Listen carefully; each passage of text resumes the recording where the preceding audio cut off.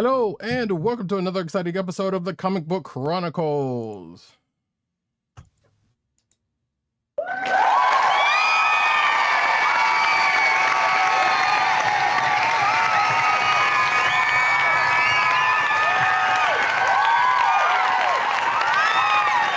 We're back! Indeed, your eyes and ears will not deceive you because the Voltron has returned. Unbelievable! We back, baby. I was about to say, yes. I was like, do you have the Voltron sound effect? I was just looking for it. I'm like, did I put it away? Oh my god, I should have dug it out just for the occasion. I thought you had. Oh my goodness, I dropped the ball on that one, folks. I dropped the ball. Oh wait, hold on. Form, feet. There we go! Form, arms, and body. There we go. And all form the head. All right, cut off for YouTube. There we go. Look at that. We still got to contend with YouTube, so yeah, exactly. That's why I was talking over it. No. All right, but yes, folks, I am your host, Roddykat. You can find me at Roddykat on Twitter. You can find me at NewsNerdSneed on Twitter. You can find me at CBCaps on Instagram. South Carolina with Columbia down the way. Oh, there we go. And the sound effects you've heard come from none other than our man in Brooklyn, @agent_70 on Twitter and Instagram.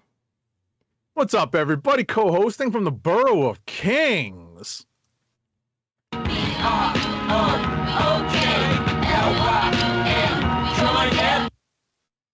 And of course, back with us, PCN_dirt on Twitter, Pop Culture Network on Twitter, Pop Culture Net on Twitter, and popculturenetwork.com, and all the umbrella sites they're in. And give yourself some plugs there, Dirt. Yeah. What the things that we're missing? I don't have plugs. This is all real hair. I don't know what you're talking about. Springfield, it's a hell of a town.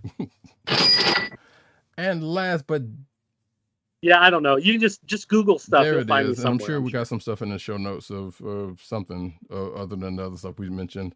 But last and definitely never ever least, one Tim DOGG98 on Twitter. Go ahead and say and I'll give you the rest later. Give the rest after you speak. Yep. Let's see. So he said where you can find me, Tim DOGG98 on Twitter, comicbook.com writer, covering comics, movies, TV, all that good stuff. It's good to be back with my fellas. 500th episode. Y'all got me up at 10 o'clock at night.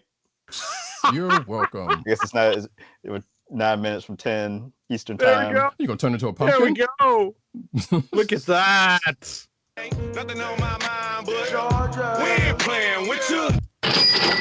There's a sound drop for you, Tim. But I'm glad to be back. Indeed. So real For quick. however many minutes you have me. Yeah, indeed. So real quick, you can find this here podcast on the Coastal the Podcast Network. That's CSPN.us. Do it today. You can also find us on your podcast perusal place of choice, whether it be Google Play, Apple iTunes, aka Apple Podcasts, Spotify, and the Coastal the Podcast Network SoundCloud page. So since I guess we kind of teased and started there, let's get back into. We kind of did this for the 400th episode, but we'll continue this line of going back through the history of the show. We're at 500 episodes now. It started with the man Tim down here.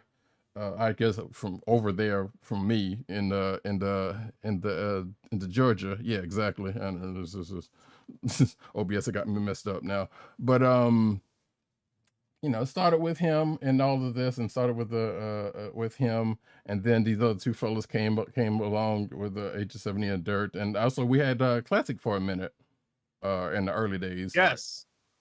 Yeah, it started from the roots of the Cold Slither Podcast Network. That's correct.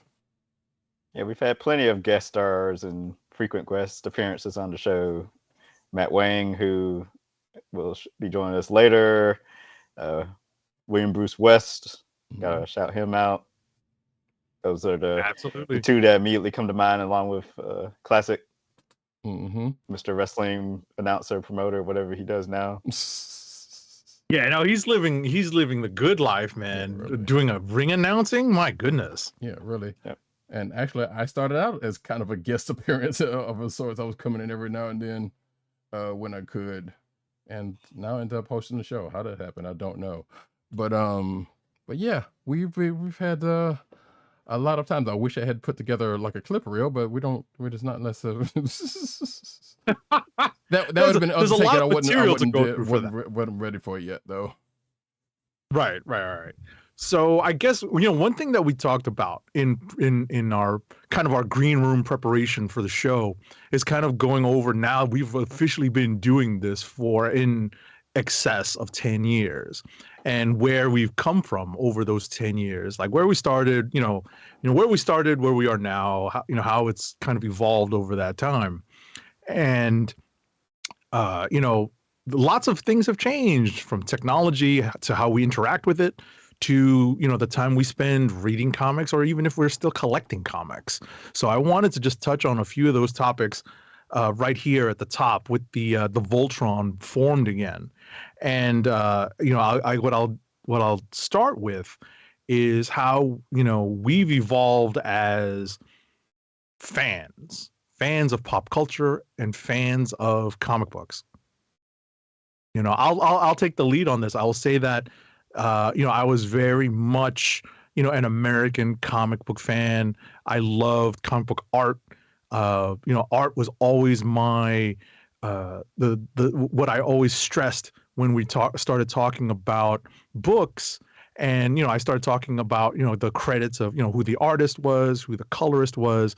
And I'll tell you that over time I've grown more, obviously, having access to review copies and being able to read and kind of forcing myself to read other books gave me a greater appreciation for comic book storytelling, but actual stories. So I can tell you I evolved that way in terms of my fandom in comic book, in a comic book way. And also for fans of the show, at least of a more recent vintage, I've also become, I've gone on an anime journey over the last several years. So after, when I say several years, over the last 2+ years during the course of the pandemic. So I've definitely evolved over the course of these 10 years, and gained a greater appreciation for comic book storytelling, and broadened my horizons when it comes to some of the other elements of pop culture. How about you guys?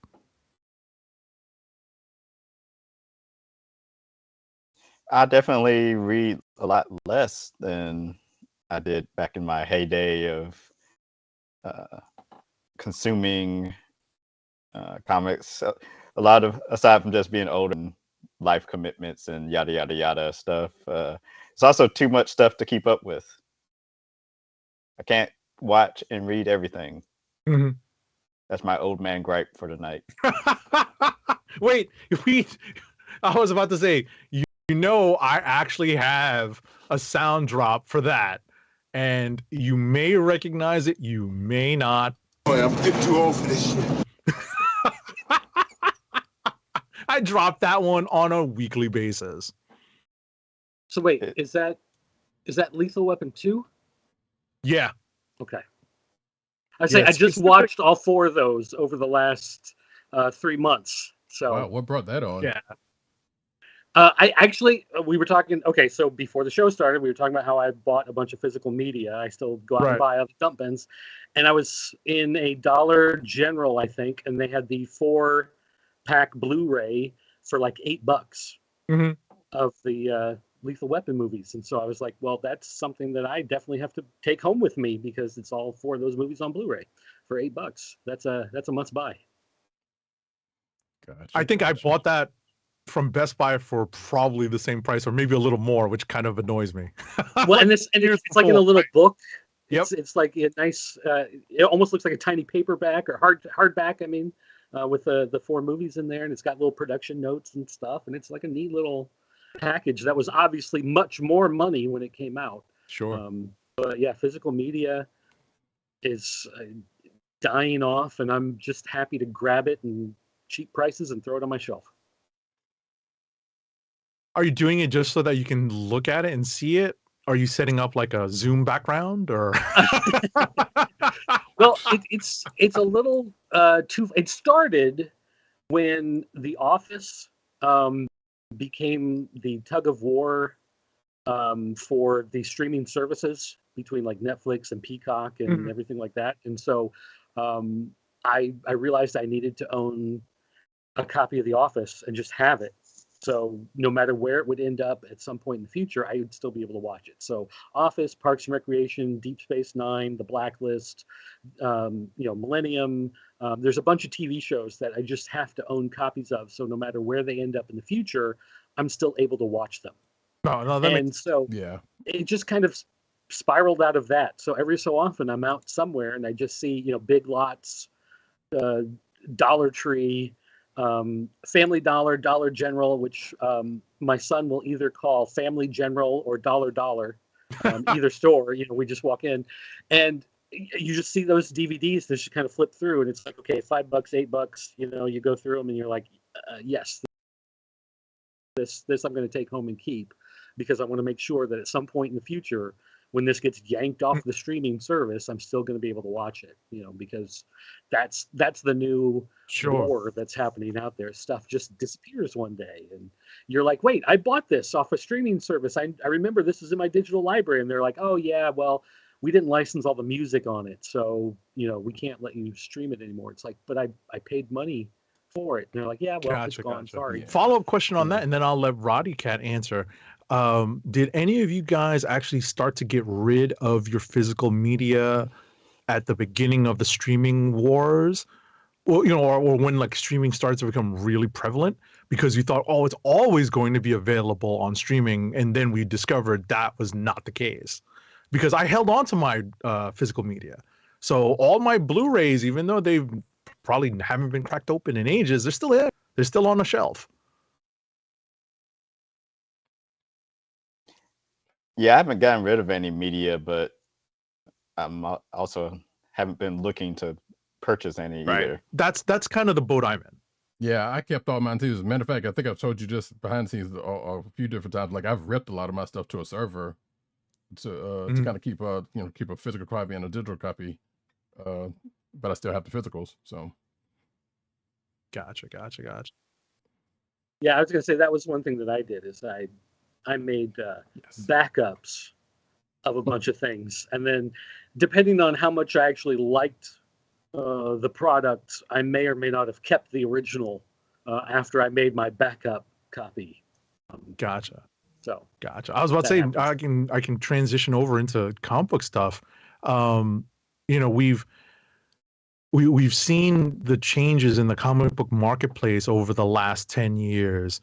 I think the fear of digital comics was overblown. I don't think that led to the loss of comic book shops per se. I think there are other factors with that, but I don't think digital comics led to any sort of premature death of physical comics. But I can tell you that life happens, decisions get made, and surprise, surprise, of the members of the panel that had pull lists, I am no longer one of them.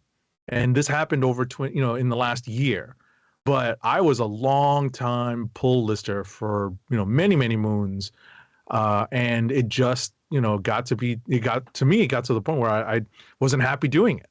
So I know that's been one change in terms of my reading habits and my collecting. How about everybody else in terms of comics specifically?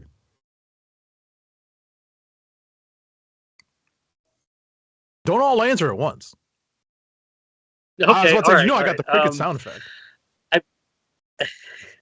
I kind of went the opposite. I started to do the same way you did, where I said, I've got digital, I don't need print. And so everything I was doing was more digital, and I would only get print of a few things just because I've been collecting them for so long. So it just felt like I still needed to have those things because I always got those things. But then as time went on, I began to realize that I really appreciated reading physical matter a lot more. And so actually, the other thing is that I live in a town that has 3 comic shops. I know people at all 3 comic shops. I've worked at 2 of the 3 over the years, and the third one, as a joke, the guy just went ahead and made me an employee of his on Facebook, so it looks like I worked there. So I have pull lists at all 3 shops. I go to all 3 shops every week. I will order things out of the catalogs and special order stuff at each shop every week. So I'm like the opposite now. My to read list, my to read pile right now is a short box and a half of books sitting next to me, all bagged and boarded, and I just slowly, work on it. And I even have books and magazines and stuff that I've ordered. I've got stuff that I've, kickstarted that is sitting here, that the blue screen is out of the picture, so now you can't even see it. But trust me, there's a book here. I see it. It exists. So anyway, so like I've got tons of stuff physical that just keeps like adding up. And I was gonna say that's my fear, is that I've gotten to the point where I'm like, why am I putting this stuff? Why am I adding to the it's not clutter. I'm fortunate. I'm blessed that it's not clutter.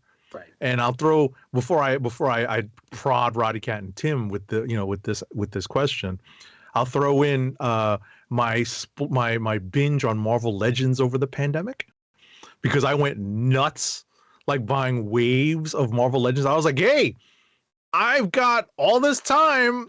I'm gonna get all these Marvel Legends. These online toy stores want to give me, great deals, and Amazon is cutting prices. This is all earlier in the pandemic. So, but I started to cut back because I ended up buying a lot of the figures I really wanted. And we're starting to get to like the ones where I'm like, I don't really care about these. So. What, you don't want Sentry? Like, what? I have one version of Sentry. I don't need more, But I will say one thing. Another thing that's happened in the last few years is I've gotten back into doing art more than I used to. That was something like I actually went to college for illustration. So that was my major, was fine arts. And so in the last few years, I've gotten back into like 3D modeling. I've gotten back into doing a lot with like alcohol markers and coloring and that kind of stuff. And so I do have a lot of action figures I picked up over the years. Some I picked up at cons. Some I used to do a lot of toy reviews. So I got a lot in the mail just to do reviews of and stuff. And I will say that having those around is really great when you're doing art and doing stuff like that, just to set them up and draw from and inspiration from and stuff like that. Yeah. And so there's sometimes my wife will come down and she's like, "Are you playing?" And I'm like, "No, this is research. I'm setting up an art project. This is I'm trying to figure out the physics of something here. Body positioning, right? It's anatomy, right? It's an anatomy study, right." Yeah, so I'm at the point now in the last year, I'd say last 8 months to a year, I have been slowly going through and culling some of the stuff out, some of the comics, some of the toys, some of the stuff that has built up. Some of it is pandemic stuff, but some of it goes back way before the pandemic, of stuff that I have built up where it's just like, okay, some of the stuff has been sitting in boxes for more than 2 years now. It's probably a fair bet. I really don't need it. I'm not going to do anything with it. I had it at one point because I thought maybe I was going to do a video on it, and I'm really not doing a lot of videos anymore. So it's probably time to get rid of some of this stuff. So I am trying to clean some of that stuff out of the house and get rid of some of that it is clutter at this point with a lot of it, just because it is taking up space. But there's some stuff that I just will never get rid of. There's just some things and just certain figures, certain characters. Any comic book that has Pariah on it, I got to keep it just because I know. Oh, not crying Pariah! All right, folks. If you got your Comic Book Chronicles bingo card, Pariah, you can check that one off, and Sentry, because that one keeps coming back up. Right. We need. I'm trying to throw out there anything. I was about to say, we did, like during the pandemic, Roddykat and I did a bunch of evergreen episodes, and when we did Crisis, oh my goodness, with the Pariah stuff. And now he's back in another Crisis. Yes, he's back. He's definitely back. Yeah, and what a waste of a series. Yeah. We can talk about that later. Anyway, but no, you're right. You're right. in the last, I mean, since the show started, there has been a real shift in the comic industry. We have noticed that the digital didn't kill the industry, but there has been a lot of upheaval, and a lot of it has been outside market forces, outside of just paper prices have been going through the roof, which the cost of printing goes up, the cost of the storytelling goes up, the cost of living goes up. So guys who were able to work before at just starving artist prices, now they're kind of going, hey, like, we need retirement funds, we need dental care, like all of that stuff goes into it, and that changes the whole dynamic of the market. And you do have a lot of people going, hey, I'm getting 23 pages of story for $4.99. Is that really worth what it's costing me out of pocket nowadays? And so a lot of that does just go away because people are looking at what it costs to, say, buy a Netflix subscription every month versus buying 2 comic books every month, and how much entertainment are you getting between the two of them? And so the question is, how do you make this balance out down the line? And that's something that people are going to be trying to figure out until, I think, time ends, because we've seen all sorts of different models from Japan and from Italy, from the UK. Like, everybody has a different model on how they do these things. The US does it different from all these other countries. So, I mean, maybe we'll see something shake out a little differently in the United States in the next few years. There's been talk. I don't know if you guys have been hearing about this with the stuff you've been covering, but Todd McFarlane's trying to take over printing DC Comics and take over the publishing of their books. I don't know if you've heard about that, but he wants to take over the printing of the physical copies of DC books, which is crazy to think about Image taking over printing DC books. But I mean, it's just the market is changing, and a lot of it is just the world. It doesn't really have a lot to do with digital and online piracy and MP3s and Napster and everything else that everybody thought was going to be the big upheaval. I mean, I'm sure Tim is sitting here trying not. He's got the best poker face because he knows everything we don't as an insider in the comic book industry. I have not heard that news. Mr. McFarlane's up to things, I hear. That's interesting. Well, so I was waiting. Well, go ahead, I was about to say, Tim, on the reporting front, I know you do hear something. Like, I know obviously you can't be privy to tell us a whole lot of stuff. Like, some of the things that you come across, have you noticed anything shifting in certain ways in, from the reporting standpoint? And how has that changed your fandom? Right. I haven't really noticed anything. I'd have to give it a lot more thought, but I mean, the business kind of seems to be the same as it is now. DC seems to be more, they seem to have a little more focus, I guess, what they're doing compared to maybe previous years. There was all that talk a couple years ago about how they were decreasing their output, at least as far as like ongoing series, and just doing a bunch of miniseries and Batman adjacent books and Black Label books, which I guess those are still going on. Though I haven't really heard too much Black Label talk lately. It's here and there, right? And then that whole dawn of that's DC all gonna going on. The DC stuff is gonna start increasing, I guess, as the dawn of DC kicks off this year, leading up to whatever else they do. Marvel, they've, I guess, a good thing on their side they've got going on, I think, is at least like this year they've got a bunch of anniversaries coming up, like 30-year or 60-year anniversaries, I think, for like Avengers and Spider-Man, X-Men. Was Spider-Man was that last year, or is that coming up this year? Spider-Man was 60th anniversary. I think Spider-Man was this year or last year. X-Men is coming up this year actually. I think Ghost Rider's coming up this year. If it was this year or last year. No. Okay. Yeah. So I guess Spider-Man might have been ended last year, maybe. But I know I see. This year. I mean, celebrate 60 years through December 2022. But I feel like Spider-Man didn't do anything. I mean, there's like a bunch of like the Beyond Amazing, I see campaign that they had going on. It was 1000, that Amazing Fantasy 1000 thing they did, but oh yeah. See, I can't remember everything. I vaguely remember that because it was kind of, But- you know. I was reading something. The only reason I'm the anniversary stuff is on my mind because I was reading something about. I was reading some report about how I guess it's X-Men, Avengers are having their anniversaries this year. You mentioned Ghost Rider. I feel like Ghost Riders might have been last year too. Right. But so they have. I'm sure they have big things planned for that, and we'll get to the Avengers talk, I guess, a little later if I'm still on at that point in the show. I mean, actually, we can kind of get into it now because the one thing I kind of wanted to know about, you know, unless there's something else, is the new writer for the X-Men. Is for Avengers. Excuse me. Right. Yes. Yeah. Which go ahead. I mean, it's fun. Back in the day, I'd spend a lot of time like speculating about that online just to pass time, and I guess I still could do that. So Jason Aaron is ending his multi-year run on the Avengers this year with the Avengers Assemble crossover event between Avengers and Avengers Forever.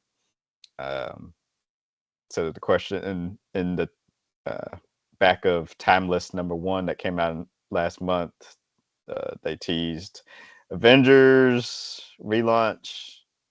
So we should have something going on with that. Of course, there's a couple names probably to look out for. I had tossed Donny Cates' name out there, but then I also forgot that he had took time off for personal reasons. I knew he took time off. I just forgot it was for personal reasons. Right. Mm-hmm. Oh, he stopped writing Thor and Hulk, so he's probably going to write Avengers, which I guess could still be true. Right. It could still be true, you know, clearing the decks. So. Yeah. Supposedly he's got some more Marvel work coming up. Right. People, I'd forgotten about Al Ewing as an option. People would love to see him. Like that, yeah. In a couple like Mighty Avengers and US Avengers book type Avengers books whenever the main series. So he's been killing it over the past like 5+ years with all his Marvel writing. So seeing him do something, he has sort of that Hickman mumbo jumbo in him. So bringing that back for the 500th there episode. You go. Coined the phrase and brought it back. Yep. So Age of 70 had popped the name out of there, which I was kind of with, and it still could happen, but now I think that there's another reason why it also couldn't happen. Well, it might not happen, I should say. Well, I don't know why they wouldn't tap the person that actually wrote Timeless, which is Jed MacKay. Yeah. Yeah. He's what's he writing now? He's doing Moon Knight and anything Black Cat. Yeah. Anything Black Cat is what he's writing. He's not doing no, that's Christopher Cantwell doing the Namor series. Right. Some of these newer-ish writers, I keep getting them like Cantwell and MacKay confused with each other. Right. They're not new, just the newer crop of writers. Right. And because I thought about it with I would like to see Jed MacKay's take on the Avengers, and then I was like, well, because I think it was a possibility, because he wrote Timeless, so that would be the reason why. But then it was like, well, he wrote the last Timeless also, so that kind of wouldn't be the reason why, or that wouldn't be the main reason why they would do it, unless, you know. I still need to read this most recent Timeless. I flipped through it just to see. I feel like I feel like last year the 2021 version had a lot more teasers for stuff that hadn't already been announced yet. At least with the stuff I saw in this in the 2022 version, it was already stuff that's already been teased for this year. And I feel like because I went back and read that 2021 one, and there's one or two things that still hasn't happened, I think. Yeah, I tried to. I didn't follow up with. I tried to reach out to someone at Marvel to ask, did I miss whatever Young Avengers thing happened this year? Because they were teased in there, but I never heard back, and I never pressed it again. You want to say something? I love that you can do that, Tim. That's something else that's changed in 10 years, that you can reach out to someone at Marvel with that kind of question. Yeah, I probably could have gotten an answer if I had actually tried, but it was like coming up near the end of the year and the holidays and travel was coming up. I was like, I don't have enough time to actually check in on this. Oh, I'm looking at somebody's ring right now. Look at this, the hardest working man on the Comic Book Chronicles right now. Oh wait, do we have?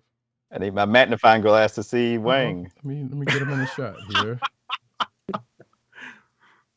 Hang on a sec. Oh, he's working on getting his audio set up. He needed to log in. But yeah, no, we have a returning guest of the show at Matt Wang 97 joining us momentarily. He's getting himself set up. And we're glad to have him with us. Just to give Matt an idea of what we've been chatting about in the early parts of the show. We've been talking about what's changed in the 10 plus years that we've been doing the Comic Book Chronicles. And I have been staying away from news more in the last 10 years. I used to try to track down every, rumor, every possible piece of news, everything that was going on. But nowadays, it's just, for the most part, I find that if I'm reading too many of the headlines and reading too much of the speculation and too much of, the stuff that's going on, I get too excited about what could be coming out, as opposed to what actually does come out, because then what actually does come out never lives up to the expectations of what could come out, and then you're always disappointed.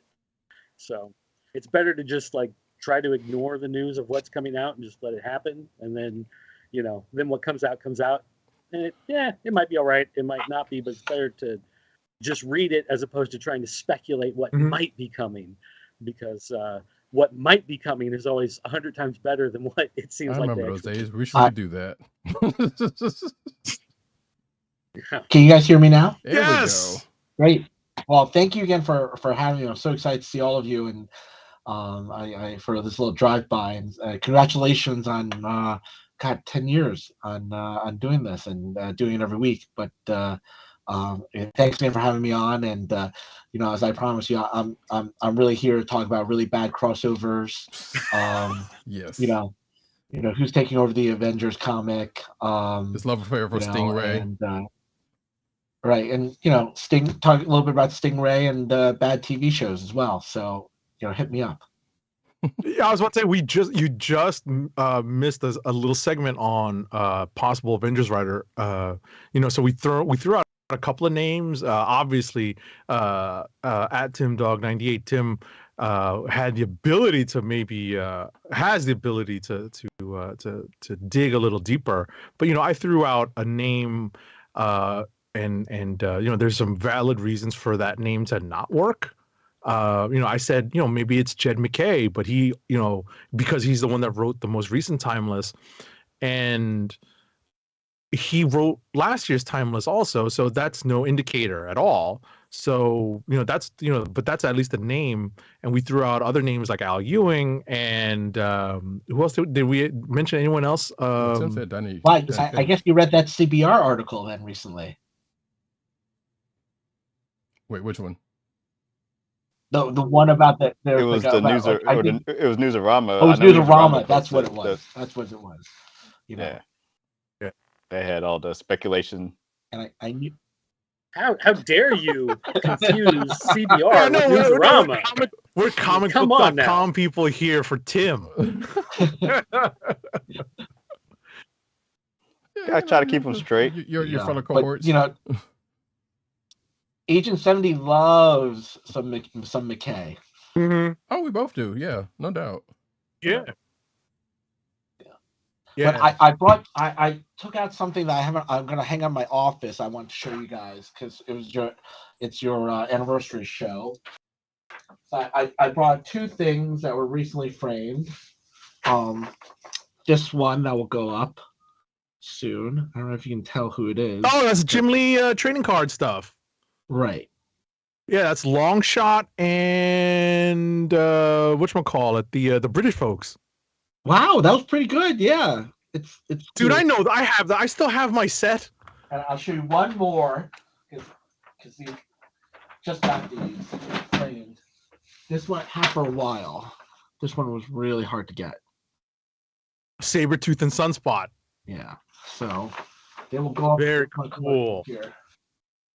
I'm gonna have to swing by your office. If you're gonna be there late, no, tomorrow's bad, but maybe next week. If you're gonna be there late, next week, I'll text you and I'll swing by after work. All right. Sorry to digress. No, it's okay. It's cool. It's cool. You know what? One of the talked about, and we can include you in on this conversation, is how has we talked about like how our collecting habits have changed, kind of like our focus on pop, like on what aspects of pop culture, like on different aspects of pop culture, how that's changed over the 10 years. And I threw out there a little bit about how technology has changed over the last 10 years and 500 episodes, how that's changed our experience doing this podcast. And that you can fold that into like how you experience the news now, the comic book news and checking up on stuff like that. I'll start this line of question and answer by saying that we were, and we talked about this earlier just before the show about how we started out on Google Hangouts because it was easy and we were pretty spoiled by it. And once Google Hangouts in its like best form went away, we were forced to adapt and adopt to different technologies. And it's technologies we were actually ahead of the curve when it came to like pandemic time, like Zoom. We were well prepared when that stuff happened. Because of having to switch from Hangouts and adapt to it. So I can say that this show has definitely evolved over 500 episodes to now being okay. I kind of admit a little overproduced, Tim, but we have sound drops for everything. But yeah, no, it's definitely come a long way, and it's. A lot of how we stay in touch with each other has changed. We have like this ongoing group chat, and that's just how we all keep in touch. I think that's probably the one thing that's remained constant, that one Google Hangout. Yeah. Yeah, it has been like the one constant throughout the 10 years or technically it's a Google chat, so it's technically that same Google Hangout. Right.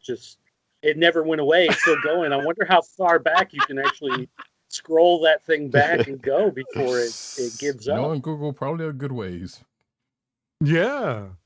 That's funny to think about it that way. Like that's been the one constant for our show. So will you be able to find, like, if you go back like 9 years, will you be able to find like embarrassing reviews where you're like, well, that didn't age well? That's all in the archives, man. Right. Yeah, I was about to say that's all on YouTube. So I'm sure a lot of that's out there. Oh, I'm sure somewhere there's a quote where someone's like, "Oh, Exo Man of War is a comic that will never go away." Right.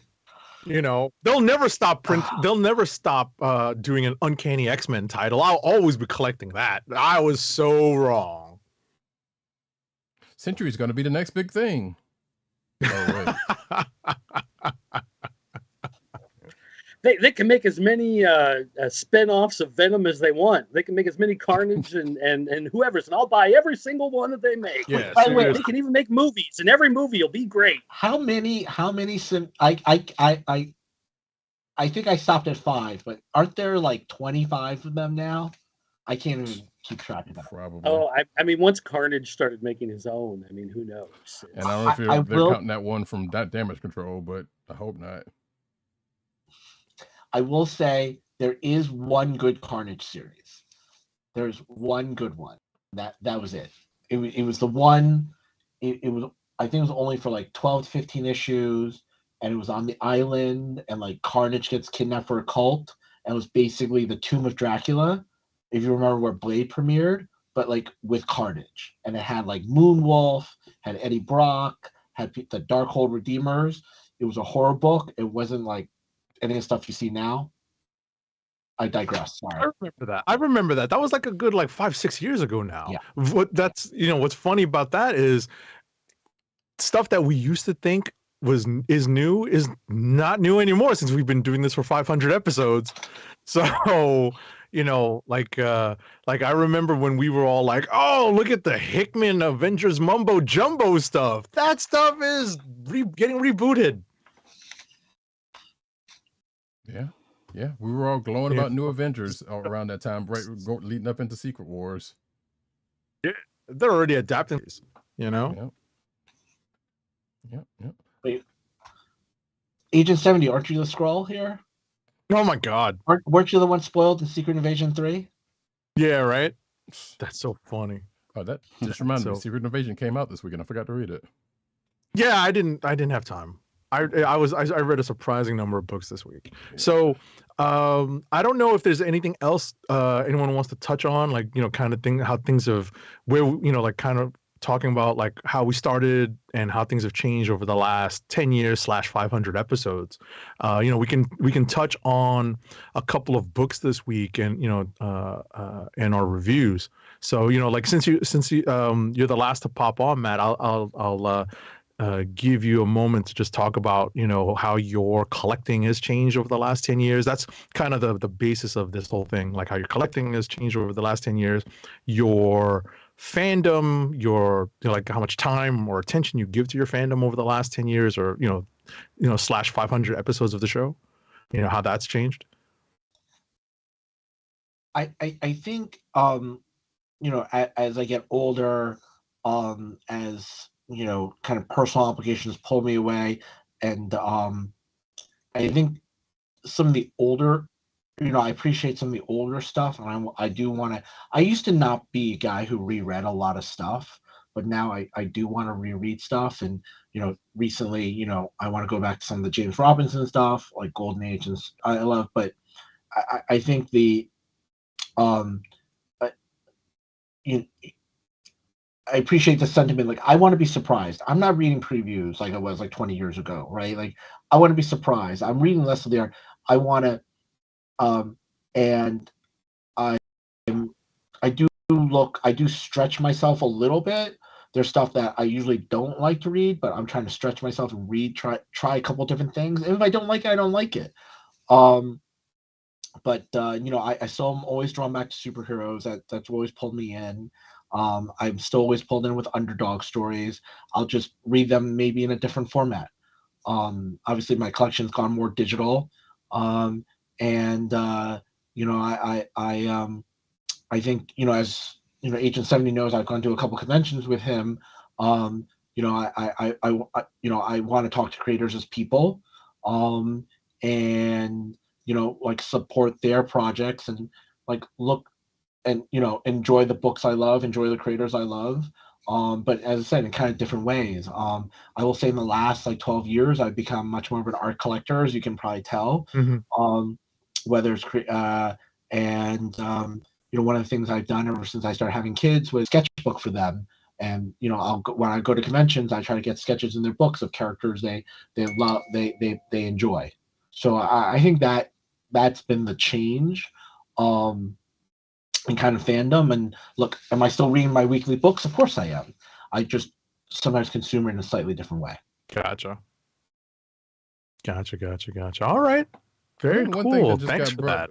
Yeah, I think one thing that just got brought up that just kind of reminded me of something that's changed in the last 10 years is that there used to be a lot more hate reading on this program that we don't do anymore.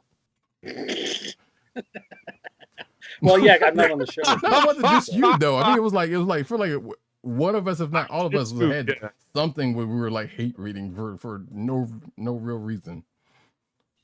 So it's like, why do we put ourselves through that? We don't know.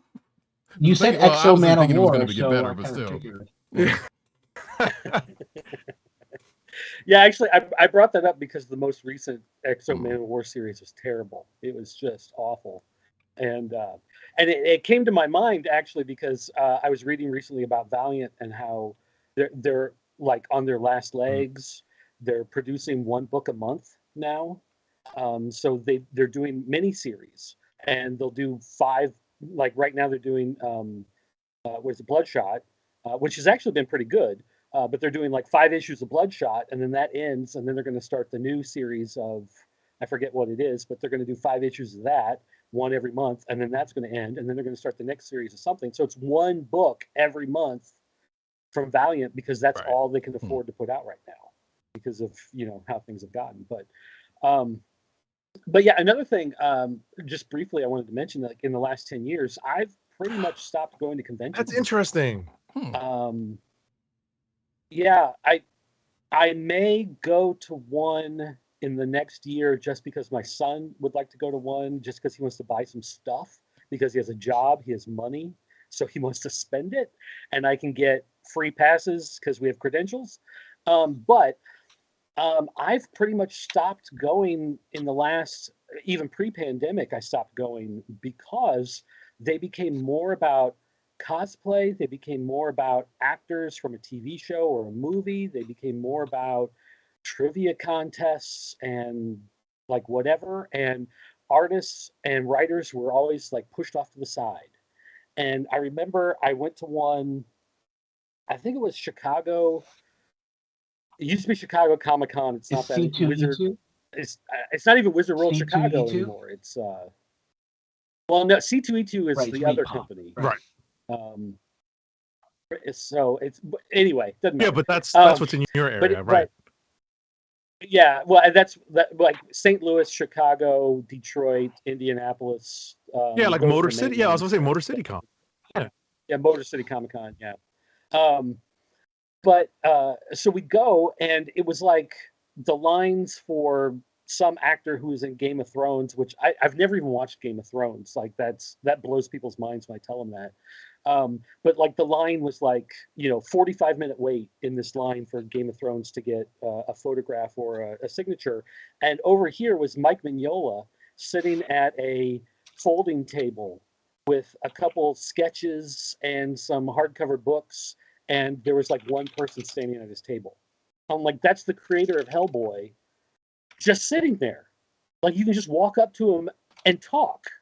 And he's just there, attention, and that's what comic book conventions have turned into. And it just blows my mind that they don't have people like that sitting in a more prominent position with signs and banners and announcing, because it's all, this was the guy in The Last Terminator who was off to the side who got shot, and now you can get your photograph taken with him. And this was the car in the last Avengers movie, and this was, whatever. And it's like, like that's okay, like okay, cool, whatever. But that's not why I'm at the convention, Sure. And so it's just, to me, the prices got more expensive for everything else. It became the same as going to a major league sports game, buying a soda was the same as going to buy a soda at one of these conventions. It's worse at the convention. Yeah, it's outrageous, and you're spending a lot of your time just looking at stuff that you really don't care about, and watching the stuff that you do care about getting pushed farther back and farther aside. And the people who are selling back issues aren't really there as much anymore.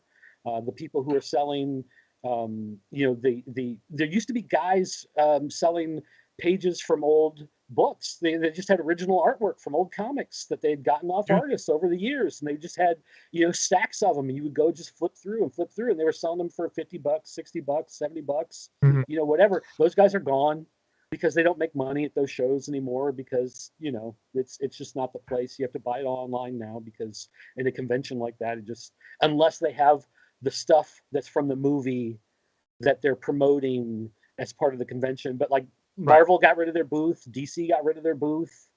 Dark Horse half the time doesn't have a booth anymore. So all of those big places are gone. And so I just got tired of feeling like I would go. They would send me like a 3-day pass, like come for the whole weekend. Here's your 3-day pass. I got press credentials. I can go anywhere. I can talk to anybody, whatever.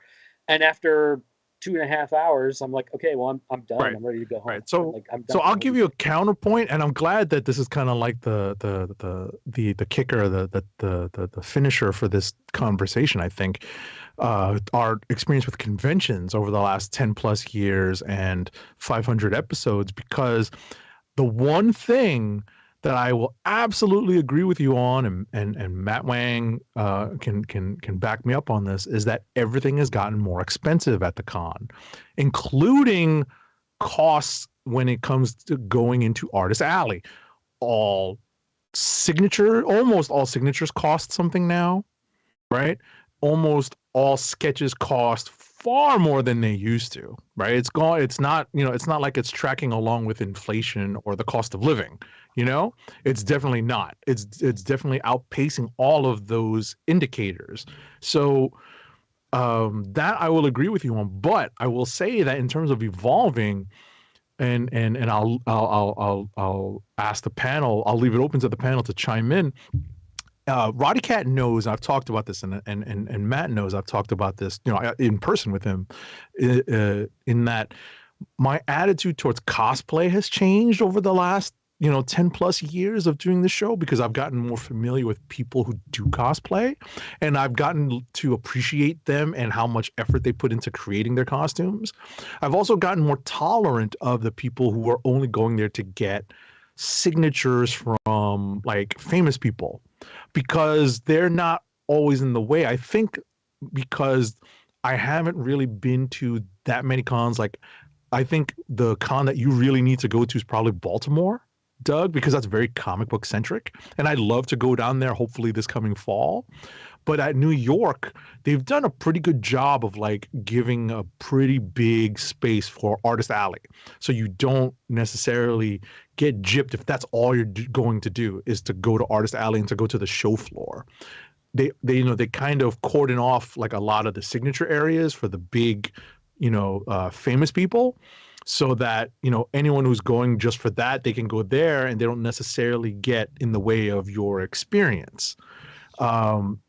The cosplayer thing, trust me, I sympathize with that, because I used to hate the people that would clog up the aisles wherever you were, either in Artist Alley or on the show floor, with their cosplay, because people stopped them to take their picture. But it's just gotten better at New York. Well, I'm just saying, yeah, just to finish my thought, I think yeah. Our experience, and Matt can chime in on this, is that it's similar to yours, but different in that we found, I guess because we've kept going, we've changed, like our attitudes have changed towards it. You know what I mean? Yeah, and I just want to make it clear, like, I'm not blaming people for dressing up as a character when they go to the convention. I mean, I understand that that's a creative outlet. I don't have a problem with that. Right. My problem is more along the line of the convention co-opting it into an event for the show, as opposed to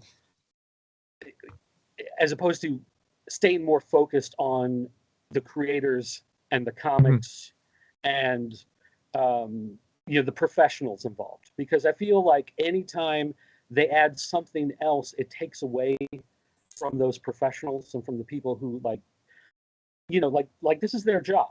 It's this is not the perfect analogy, but a similar analogy is the same way that, say, like a musician or a band, whatever, they make the album and you buy the album. They don't really make a lot of money off of selling the album. They make the money off of doing the concerts. And the T-shirts. You go to the concert, you buy the ticket. Right. You go to the concert, but now you're going to the concert and they're only allowed to play music for 15 minutes. But for the other 3 hours that you're there, you've got commercials for TV shows. You've got Honda doing a raffle. You've got, Major League sports stars coming in and giving a speech and whatever. And you're like, I'm just here for the music. Like, what's going on? That's what I kind of feel is like going on. They keep co-opting the shows into these other things. And I can still remember going in the early 90s when you would go and it was literally just rows of folding tables and professionals with stacks of their books and their art, and they're just shaking hands and signing. And that's literally like what it was. And you had, guys with long boxes of books, and you had those people yelling, like, all trades, $2, like off on the sides. And it was just all comics. Like, that's all it was comics. And then, it's like slowly you start having this creep of video games, and then you have this creep of Toy Biz, and you have this creep of HBO was setting up booths, and like just suddenly it becomes comics are this 5 to 10% of the overall experience of a comic con, which I get it. I see your so again, that's why I stopped going. So what I've been doing though is we have a lot of just like local, I don't know if swap meet is like the wrong term. I mean, swap meet makes it sound like it's 3 guys smoking cigarettes in somebody's basement, but this is like there are a lot of comic traders, comic sellers that will meet in like the ballroom of a hotel. And they go around all around the Midwest, and I'm sure they do it everywhere in the United States, but there's a group here in the Midwest, and they travel all around from Kansas to Iowa to Illinois to Indiana, Missouri, Kentucky, and so every few months they will come through, and you've got different guys that rotate in and out, and so they are just buying and selling comics, and that's all they're doing. And every so often you will have a creator who will come in and sit down, and he'll have some art, and sometimes it's a Silver Age artist, sometimes it's some guy who maybe he wrote for was that Comics Buyer's Guide in the 90s, and he's there with like a book collecting a bunch of his articles and stuff like that, and that is what I want, and that is what those conventions used to be. It used to be that in the Rosemont, and now it's something completely different, and that's why I stopped going to those big ones, and that's why I just the smaller one. I think that's because these are the fan enthusiasts, right? And that's the focus that you want, and I appreciate that. I definitely do. Yeah. I'll tell you. In terms of that, there are if you're lucky enough to have multiple shows like that, that's great. We have some of that here in the East Coast, on the East Coast. I don't want to bogart the mic on this. You made me think of one of the things that I've hated about the last 10 years. We're about to lose Tim. You are. Yeah, I was about to say, do you want to just cover a book this week, and then I'll vent about what I want to vent about, like CGC signature books afterwards? Sure. Go ahead. X-Men Red #10, which I'm assuming is the last issue of the series, as all the X books pause for Sins of Sinister. I assume this month, next month, whenever that starts. It's a pretty good finale. Al Ewing's X-Men book has been one of the highlights of this is it Destiny of X era, as we head into the fall of X sometime this summer. So yeah, stay tuned for Sins of Sinister. Check out X-Men Red #10. Read a bunch of other books that my good co-hosts and buddies are going to recommend later on in the show. Matt Wang, it was good seeing you. Good seeing as you always. Take care of yourselves, people, and maybe I'll be back for the 550th episode. We'll see. Well, you're always welcome back well before that, but sir, or sooner. Yeah, hopefully sooner. Listen, there's always evergreen episodes. Like if there's an evergreen episode that you want to record, like the best and or worst crossovers or most underrated crossovers, like Matt Wang was just talking about. Atlantis Attacks. I was going to talk about Roddykat's Star Blast from the 90s. That's Quasar at his finest. No, I mean, I like it. We're not gonna get into that right now. But anyway. All right, y'all have a good night. All right, Tim, we'll holla. Thanks. Thank you. See ya. Bye, Tim. Bye, Tim. It was good seeing you. Good seeing you. Take it easy. So I wanted to rant about one thing when it comes to cons, and you made me think about it, Dirt, and then we can into your click of the. I'm just old and grumpy. No. So but you made me remember something that I'm kind of old and grumpy about, because signed books pre-CGC acknowledged signatures are so, like, I've got piles of these books that I had signed by Jim Lee, by George Perez, by whatchamacallit, by I even have something signed by Stan Lee. but it's not witnessed by CGC. So if I ever wanted to get this, slabbed, which I'm not a fan of, but if I ever wanted it to, CGC would say like, well, we can't verify this signature, so it's going to be a grade less. I'd have to go to CBCS, because they're owned by Beckett. This is what a contact of mine told me, and they'd be willing to verify, but CBCS is like that second tier slabbing company. So I'm kind of annoyed that like just because of my fandom, like I legitimately got these books signed by some of the best creators out there, and to find out that they might be worth less because of that, because they weren't around, CGC wasn't around to witness it, that just pisses me off. Look, it's it's the evolution of the business, right? And yeah, the thing I'll say to that, and I'm not going to address like CGC, but I will say Garden Artist Alley and when my money goes to a creator, I appreciate that more than because I know I'm supporting them. So I agree. I think sketches and art has gotten much more. When I'm paying or Venmoing that person directly, I do feel better about that. As Dirt said, like I do miss the old style conventions. I miss going through like 50-cent boxes at comic stores and at conventions. I miss all of that, and we've seen that evolution over like the last 20 years, right? That's why some of the smaller shows are great. I think for me to get around, oh my god, my computer's about to reboot in a minute, but to get around some of those, Artist Alley, high price signatures, what I've noticed at some of the conventions, they'll have artists that are like sponsored, or they're signing something. Like I went to the eBay booth at New York Comic Con, and David Sliney was there, and I was like, oh my god, I love doing like Spider-Man 2099. He goes, oh wow, and then he basically drew a couple sketches on my girl's sketchbook for free, and it was super nice. So I think you can still find those moments. It's just much harder now at the big places, and you have to go to the small ones. But I think when we're paying the artists, the artist should reap the benefits of some of those signed books, and I think that's the price we're paying right now. I would also say if you're worried about CGC being considered the top tier, and the other companies, being considered not as legitimate or not as whatever, CGC may be losing a fair amount of its luster in the next year. Their connection with Heritage Auctions and with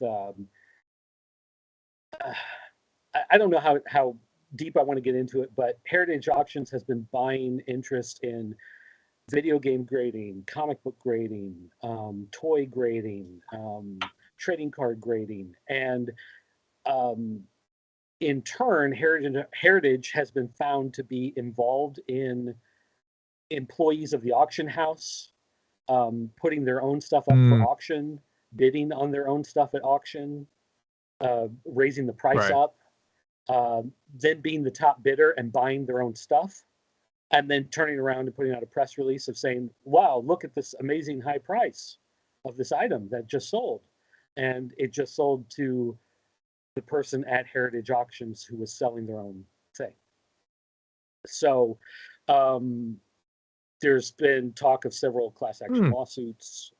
There's been talk of insider trading, RICO. I don't know how all of that works, but there's a lot of talk about this stuff coming down from the federal government. And there's a guy on YouTube who normally talks about like speed runs and that kind of stuff, but he looked into the video game collecting and trading because he's like, this is kind of a weird thing. And he found these connections with Heritage Auctions and Wanda Games, I think is one of the places that grades games, and found that it was like the same people were owners, and then they turned out to be the bidders, and they turned out, it was all like insider stuff and whatever. And so they tried to sue him to shut down his YouTube channel to try to like cover this up. And so it started like this whole big scandal. So it's been a big thing that's been going on in that video game collector marketplace, which will in turn fold over into the comic book marketplace because they're starting to see that it's a lot of the same people. And so a lot of the same stuff's been going on. So when you see some of the stuff where it's like an Action Comics #1 sold at auction for $5.3 million, and you're like, wow, that's crazy. Like, wow, that's, so high, whatever. But then you find out it was sold by a guy who worked at Heritage Auctions to a guy who works at Heritage Auctions. So then you have to wonder, did it actually sell? Did any money actually change hands? And, this is where all this is coming in. So it looks like some of this stuff may end up having some issues the next few years. I feel like we need a collusion sound effect. Yeah, right. I mean, it seems like we're going to be, keeping our ears and our eyes open for news about that, because that's yeah. There's a guy with a YouTube channel. It's Carl Jobst, Jobst, I believe is how it's pronounced. He's German, I believe. So when he speaks, you can hear a little bit of an accent in his voice. He's the one who he normally covers speed runs. He finds like cheaters. He finds people who, do all this underhanded stuff and cheating with their speed runs and stuff. But then he also finds people that come up with these insane glitches and are able to pull off all this great, insane stuff. But then he's the one who looked into the game trading stuff, and he was like, oh, this is a fraud. He's like, this whole thing from the get-go has been a complete scam. And he laid out the entire thing. They tried to sue him and shut him down. So then he did a follow-up. He did a second one. And he laid out like all the ways that they tried to sue him and shut him down and cover everything up. And it went even deeper. And he showed even more, and how Heritage Auctions is right in the middle of it, and how they're in the middle of CGC. And I don't know what the trading, there's a trading card one. There's what's the other one? There's a toy grading one that they do also.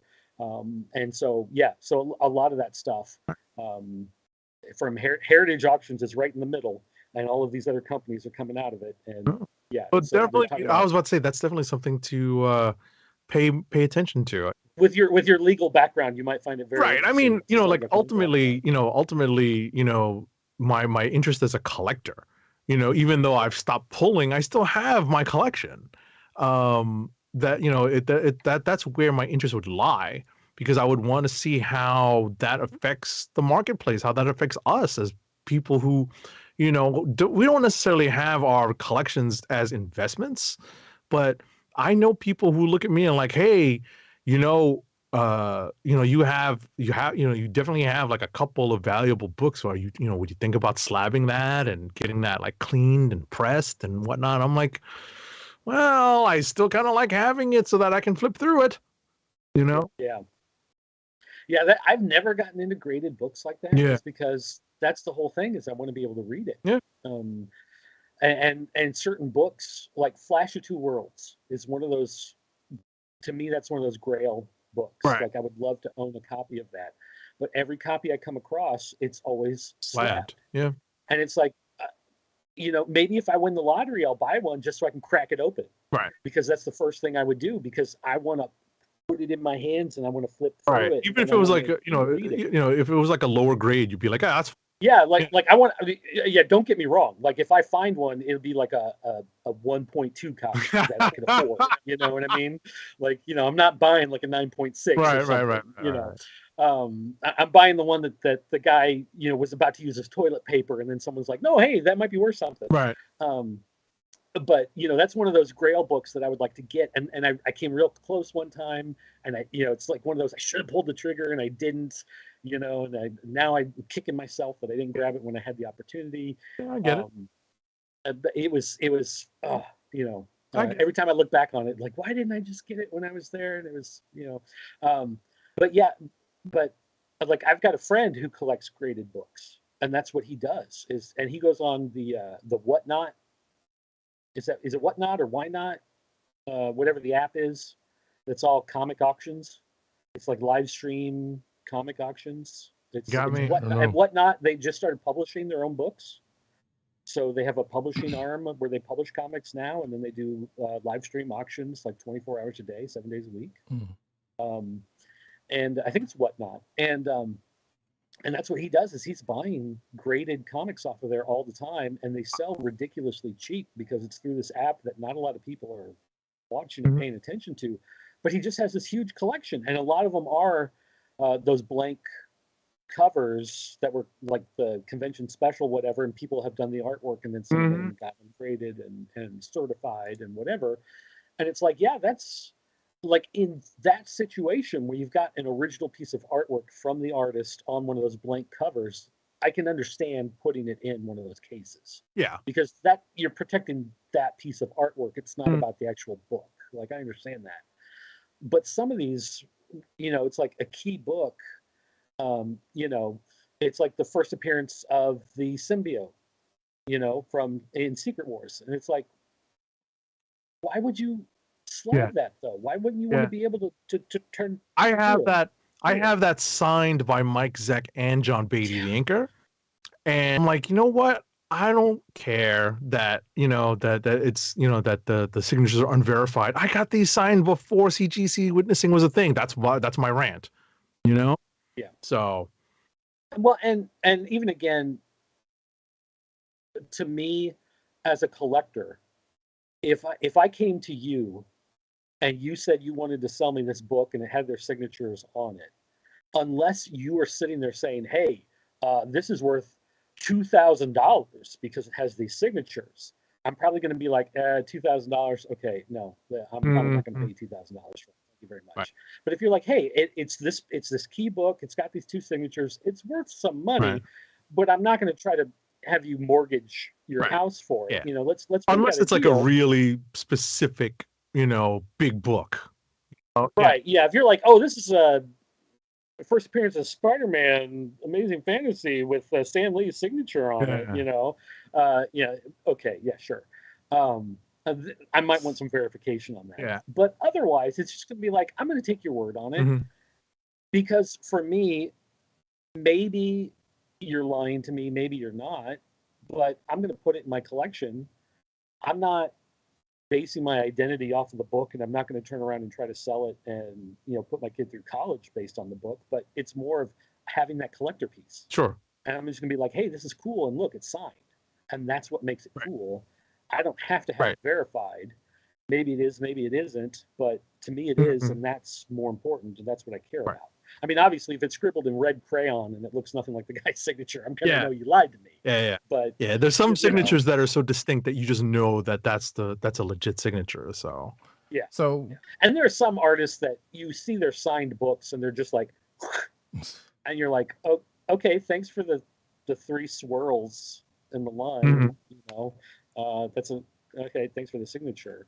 But there are some guys that. Is it Mike Zeck that always did like the little diamond when he did his name? Yeah, he does it. I was about to say Simonson draws a dinosaur. Yeah. Jim Lee's signatures is always going to be, like it's a loopy Jim Lee. Like you can read it. Like it's a tell. Like that's a legit Jim Lee signature. George Perez had a very distinctive signature. I speak from personal experience on that one. So. That's obviously I have signatures that I can't make out, in the same vein that you talk about. I'm just like, I don't, I think I know who this is, Right. Yeah. And there's other stuff too. Like when I used to go to the conventions, and again, this was years ago, like colorists used to hand color everything. And when they would hand color everything, what they would do is they would take the artwork and they would print it down the comic book page size, and it would be with the non-photo blue ink, and it would be on a thicker piece of paper, and they would take watercolor and actually paint the colors in, and then they would have an overlay of black lines on a clear piece of plastic that would lay on top of it. Like acetate, maybe, yeah. And then that's what would actually get photographed to be printed as the comic page. And guys used to sell those things for $5-10 because they didn't care. They already got paid for it. And so they would just have a stack of them. And so you could go through and just, pull out some random ones and hand the guy some money, and you had the stack, and they would sign it down in the margin, and send you on your way. And so you'd have this stuff that was the comic page, and it was, what they hand painted, colored with that, clear piece of acetone on top that they signed at the bottom. And for me, it was more of just like, here's this cool piece of artwork that you can see that they hand painted. It was more about having that cool piece of artwork than worrying about, is this signature going to be verified in 20 years? Right. No, I get it. It's, but, I just got aggravated by the whole thing. Like when I started to see that become a thing, that practice become more, embedded in the comic book convention experience, like standing online, because, as Matt Wang will be able to attest to, like we walk around Artist Alley sometimes specifically to get to certain people. And if there's a line, we're just like, I'm waiting on this line unless it's like super important, unless it's something where, you really need to get something signed by that person. We did wait a long time because you really wanted your Dark Hawk #1 signed by Mike. It was like, you had that first issue of the Night Thrasher solo series that you needed. Of course. Look, it was written by Fabian the Cheesy. He's always writing there, and he's got his little sign, creator of Deadpool. Yes. Right? Just to remind you, look, as a big New Warriors fan, I did collect that series. So the first miniseries was Night Thrasher for Control. I think I have that one too. I might actually have that one too. The other thing that was neat about conventions back in those days is a lot of the artists would have their sketchbooks, and they would sometimes they would sell pages out of their sketchbooks. Sometimes they would just give them away. They would just rip out the pages of their sketchbooks and just leave them on the table, and you could take them. I remember Tom Artis, who did he did the Web at DC Comics. He did Tail Gunner Joe. Tom Lyle? No, Tom Artis. Artis. Okay. Okay. He had sketchbooks. He was sketching all the time, and he would always have these books, and he would always like step out to have a cigarette, and people would walk up and they were like, "Oh, this artwork's really good." They rip out the pages and walk away. And so he got upset that people were always like taking these pages. So he just started. He's like, if I got to practice drawing, to keep my skill up, and people are going to like rip out these pages. He just started drawing hardcore pornography in his sketchbooks so that people would be embarrassed to rip out these pages and walk off with them. So he would just have sketchbooks full. So he had a stack that would just say X-rated sketchbooks. And if people wanted to, to take them, they could take them. But 9 times out of 10, people didn't want to touch those because they weren't the superhero stuff. So he had the superhero stuff over here. You'd pay him a couple bucks. You could have, those sketchbook pages, or you could have these free ones that were in the X-rated stack, and people were just like, nah, I'm good. I don't want to, really mess with that. But that was another thing back in those days. You could just walk in and talk to a guy and shake his hand. He'd sign a comic book. You could hand him a sketchbook, and he'd draw the face of Batman or Hawkman or somebody like that and sign it and hand it back to you, and that was it. And you could give them a donation sometimes, and sometimes they wouldn't even take it. Yeah, I remember those days. Well, it's a whole different ballgame now. Fellas. All right, that's enough about conventions. Yeah, I was about to say, because I had we went deep into convention. That was a long rant. Right, far deeper than I thought we would. But it's important that we touch on it because it's, again, something that has been a prevalent subject, obviously with Matt Wang with us tonight. It's been a prevalent subject on our show as we talk about like some of the big conventions that we go to. And Matt's been our San Diego Comic-Con correspondent always. And, obviously we hit up New York, and, there have been times when Roddykat was at Heroes. Yeah. Right. So, we've talked about our convention experiences over the last 500 episodes. And, it's an important thing to see how far, how things have changed and how our experiences have changed and how our attitudes towards what we, think are important things to do at the con have changed. That's why, I thought it was interesting that like you stopped going, and I kind of felt like I kept going, but I just saw things change because I guess my own attitudes towards things changed. You know. So I just one more thing before we change on the topic, and unfortunately I probably have to go soon. I think one of the reasons that continues to draw me back to conventions, and part of it is obviously work related and some of the stuff I do, but it is seeing you do build a community at these conventions, especially when you go to the ones outside of your hometown, and that's really been nice for me to go to some of these where I'll give you an example. There are a couple of lawyers who, it's taking me, that go to these conventions who, one collects Golden Age art, and another one he collects, Thor original sketches, and it's taken us about like 10 years, but I'm like, oh my God, like, what do you do for a living? And then we start chatting, and we've kind of grown this community, like, and one of these lawyers, turns out he's a client of my firm, and he was showing some of my colleagues his Golden Age art collection in his office at work. And wow. I think that's been the nice part, where it's like, I have friends who are comic book artists, and like that's where I go to see them. It's like, go to a convention and we have a drink. So we're not hanging out on the floor. I'm not like flipping through the books. And you asked me about like what's changed in my life over the last 12 years at conventions. Well, now, like, look, I still go to San Diego every year. I still really enjoy it. I like having breakfast with like my friends, or like, going to happy hours, seeing some of them who work in the industry, and we just like, would chat and lament about, we have the same rant about comic book conventions. We'll rant about that and San Diego, and we'll hurt, I think that's been the nice part, where I go now just to hang out with my friends, and we'll I love going to New York Comic Con and walking the floor with you, Agent 70, right? Like, we rant and we talk about these, like, we tell people, get off my lawn. I want to see some back issues here.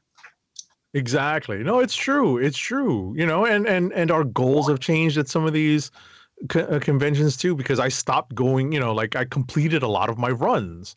The one thing that I'm just hesitant to dive back into is like, just keep building my Uncanny run, going backwards.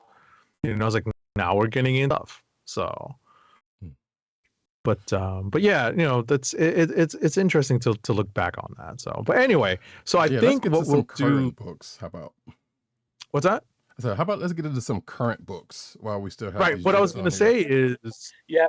Let's talk about a couple exactly books, what I was gonna pass it to you, PCN_Dirt, because I know that you're probably getting ready to go, so you could talk about a few books and your click of the week.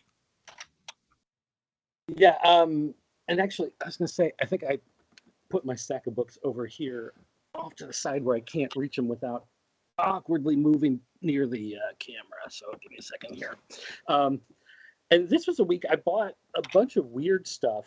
I bought my usual DC Marvel stuff, but then I also bought a bunch of weird indie stuff to read as well. And I'm talking about 3 books tonight, and I'll do my click last. But the first one I want to talk about is The Approach, #3 from Boom Studios. This is a book, for lack of a better term, I'm just going to say it's The Thing at an airport in the middle of a snowstorm. So instead of being at the South Pole research station, it's just this airplane crashes at this airport that's shutting down because of a massive snowstorm, and there's a monster on board, and this monster is basically eating people, absorbing their bodies, and turning into a bigger monster as everything's being shut down. It's a great story. It's fantastic. It's Jeremy Hahn, who for a long time was an artist, and now he's turning into a writer. And he's doing this story. The funny thing is, though, the print copy has misprint, massive misprint issues, whereas the digital copy does not. And in fact, I was tweeting with him earlier. My printed copy, it's fine through page 12. Then it has an alternate coloring of page 13, then page 14. Then page 15 is actually 13 reprinted with the correct colors. Then page 16, then an alternate coloring of page 17, then 18, then the correct coloring of 17 is page 19, Then 20 is actually page 18 again. And then page 20 is page 19, and then everything continues on correct after that. So it's like a whole mess right there in the middle of the book with all these pages printed out of order and these, for some reason, things colored multiple times.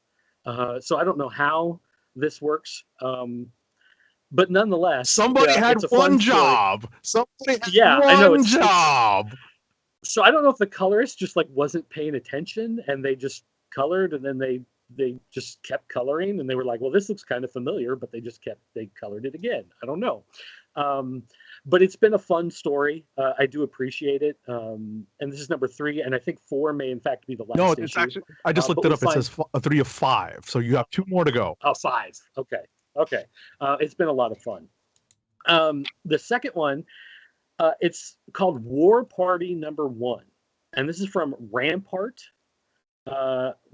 Press, which is a brand new comic company I've never heard of before. In fact, I wondered if maybe this had started as a Kickstarter that just now made it to stands, because it looks like there's a lot of like background research and stuff that went into this, and there's a whole lot going on with this company in the background. But the basic idea of the story is it's colonial times in North America. The French have staked out their area. England has staked out their area. They both have worked with different tribes. And so the tribes are at war with each other. The French and English are at war with each other. But one thing that this researcher did when he was looking throughout history is that within French history, within English history, within the different tribes throughout all of the Americas, there are all these different myths about skinwalkers and animal transformations. And so he thought, wouldn't it be interesting to combine all of these different myths and all these different stories together into one? So he does that within this war during the colonial times. And so within these different battles going on with the different tribes fighting each other, with the French and the English fighting each other and everything, there's some sort of war going on in the mystical realm with all these different skinwalker groups, with all these different people that turn into animals and all this kind of stuff. It's actually pretty dense. I was actually surprised at how much research went into it. And it's one of those books where I was surprised with the art, how well it stood up with the battle scenes going on. The characters are developed enough that you can follow the action. So it's pretty clear. You'll see a scene where someone's getting shot and someone falls over and someone's, swinging a hatchet and someone's falling backwards. And as all this stuff is going on, it's clear. You can see that the person in the background of this frame is the person who's in the foreground of this frame, is the person who's screaming in this frame. Like, it all works. It's surprising how well it's laid out and easy to follow. So I was actually impressed. It's one of these things I bought simply because I knew nothing about it. I knew nothing about the book. I knew nothing about the company. I just saw it sitting on the shelf and I thought, well, this is weird. It's from a company I've never heard of, writer, artist I've never heard of, and it doesn't look like garbage, so I'm going to buy it. And it turned out to be really good. So I enjoyed that one quite a bit. So that's War Party number 1. But my actual click, it's called Spy Superb number 1.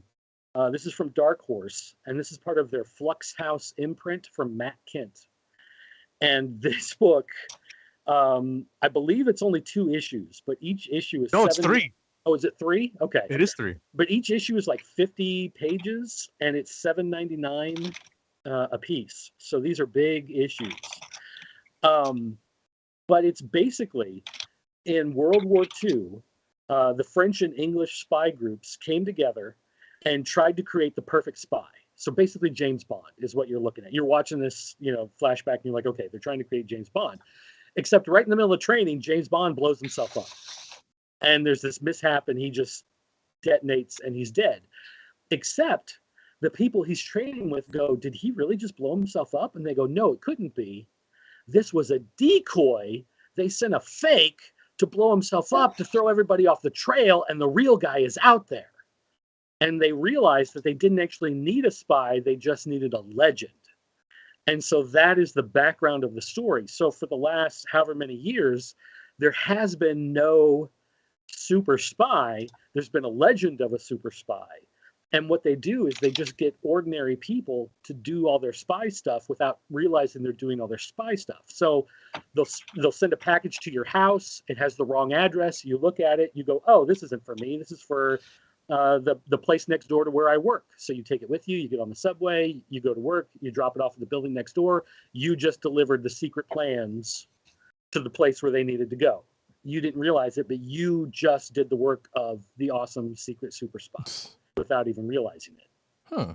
Now, the hook of this particular story, though, is that the guy that they just brought in to do their latest thing is such an idiot that he screws everything up so big, he totally gives away the fact that he's the one doing it without realizing that he's giving away the fact that he's the one doing it, that when the hit squad comes to kill him to get the secret plans, he accidentally sets one of them on fire, drops one of them into the dishwasher full of knives and stabs him in the back. He goes to grab the fire extinguisher to turn off, to put out the guy who's on fire, clocks him in the head, knocks that guy out. Like, just a total bumbling idiot, but in his idiocy becomes the super spy.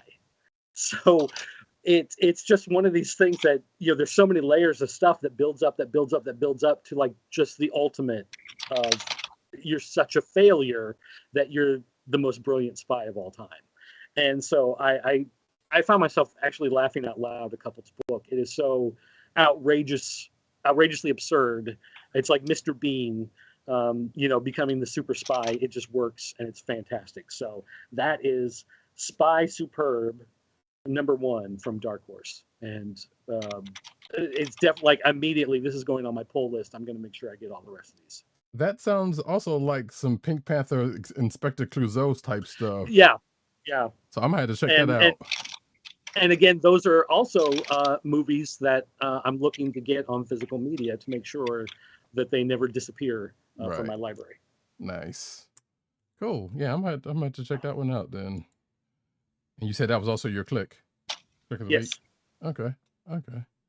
Wait, did you read Star Trek this week? By chance? No, I haven't been reading this series. Okay. It's not bad. It's pretty good. Yeah. I've been reading it. You as a DS9 fan, I think you will appreciate this particular issue specifically. But yeah, about this. Oh no! Wait! I'm going with Sisko as lead. Yeah. Oh, this is the one with Sisko. Okay, yes, I am reading this. I just haven't. Oh, okay. Gotcha. We won't spoil it. I was thinking the other one. There's the other one. Yeah. So it seems like New Frontiers or whatever. Right. So it seems like both you and Matt Wang have to step away. So we will, give you guys a second to, to say your goodbyes, and we thank you for joining us on our 500th episode. Well, go ahead, Matt. Look, thanks again for welcoming me into your community here. It's been, it's so rare for me to talk about a hobby and a culture that I love so much. So I really appreciate you guys inviting me on and hearing my rants and some of my crazy theories and talk passionately about some of the obscure things that I really enjoy, such as Operation Galactic Storm, which I had to explain to some.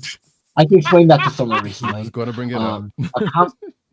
I'm telling you, he was a comic fan. He had never heard of it, so I had to walk him through why it was one of the best Avengers crossover series ever.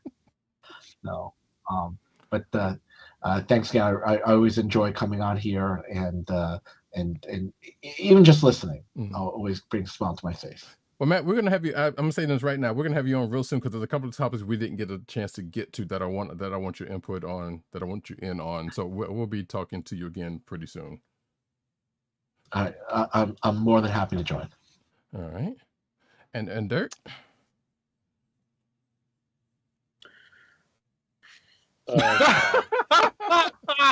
Man of many words, folks. So Matt Wang 97. I mean, I really don't have much to plug anymore these days. I mean, we were talking about this before the show. It's like I don't really do the videos anymore.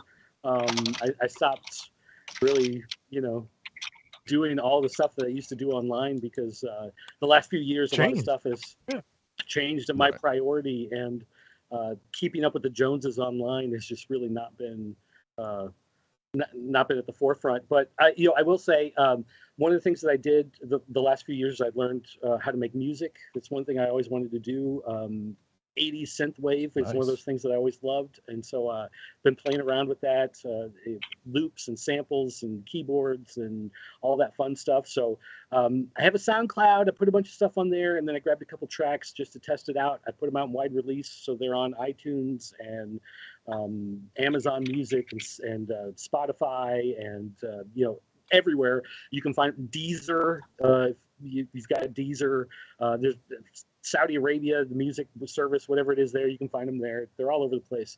But this spring, I'm going to have an actual 11-track album that'll be coming out. So working on that now and going through all the certifications. And you have to register each song and get everything lined up for all the music registration services. And I'm actually now a paid professional musician and music composer. So that's something else I can add onto my very, very long resume, which also includes pro wrestling manager. So it's quite a gamut of everything that I've gone through in my life. But so it's a lot of weird stuff. So like I said at the beginning of the show, you can just kind of Google around. You can find stuff. I still have an IMDb page with some credits on it, some thank yous, and some producers and producer credits and stuff like that. And also, if you follow the Nostalgia Nerd on YouTube, I'm one of the producers on his show there. So make sure you check out that stuff too. So yeah, I do a lot of other stuff that you don't always see or hear about, but I'm always somewhere. All righty. Thanks, PCN_Dirt. Thank you for joining. Thank you for coming back. Yes. Thanks for still doing the show, guys. I'm glad to see you're still here. No, hey, we're just gonna be here, man. Till there's nothing to be here for. And I'm glad to see Roddy got a nice. Listen, I'm camped out on the corner of Mott Street and Bayard every week. It's that Mysterio glamour right there. That's what you're seeing. So, but all right, fellas. I'll ask you something. I'll ask both y'all something offline after that, so we can go ahead and get you guys squared away. But thank you guys for coming on. We appreciate you as always. Obviously you both can come back whenever. That's all I got is an open invitation. All right. Yeah. All right. Thanks for having Take me. it easy, guys. Thank you. Bye. All right. So I will be spinning up rapid fire. Yes. Here we go, folks. Rapid fire comic book reviews incoming. I ain't got time to bleed.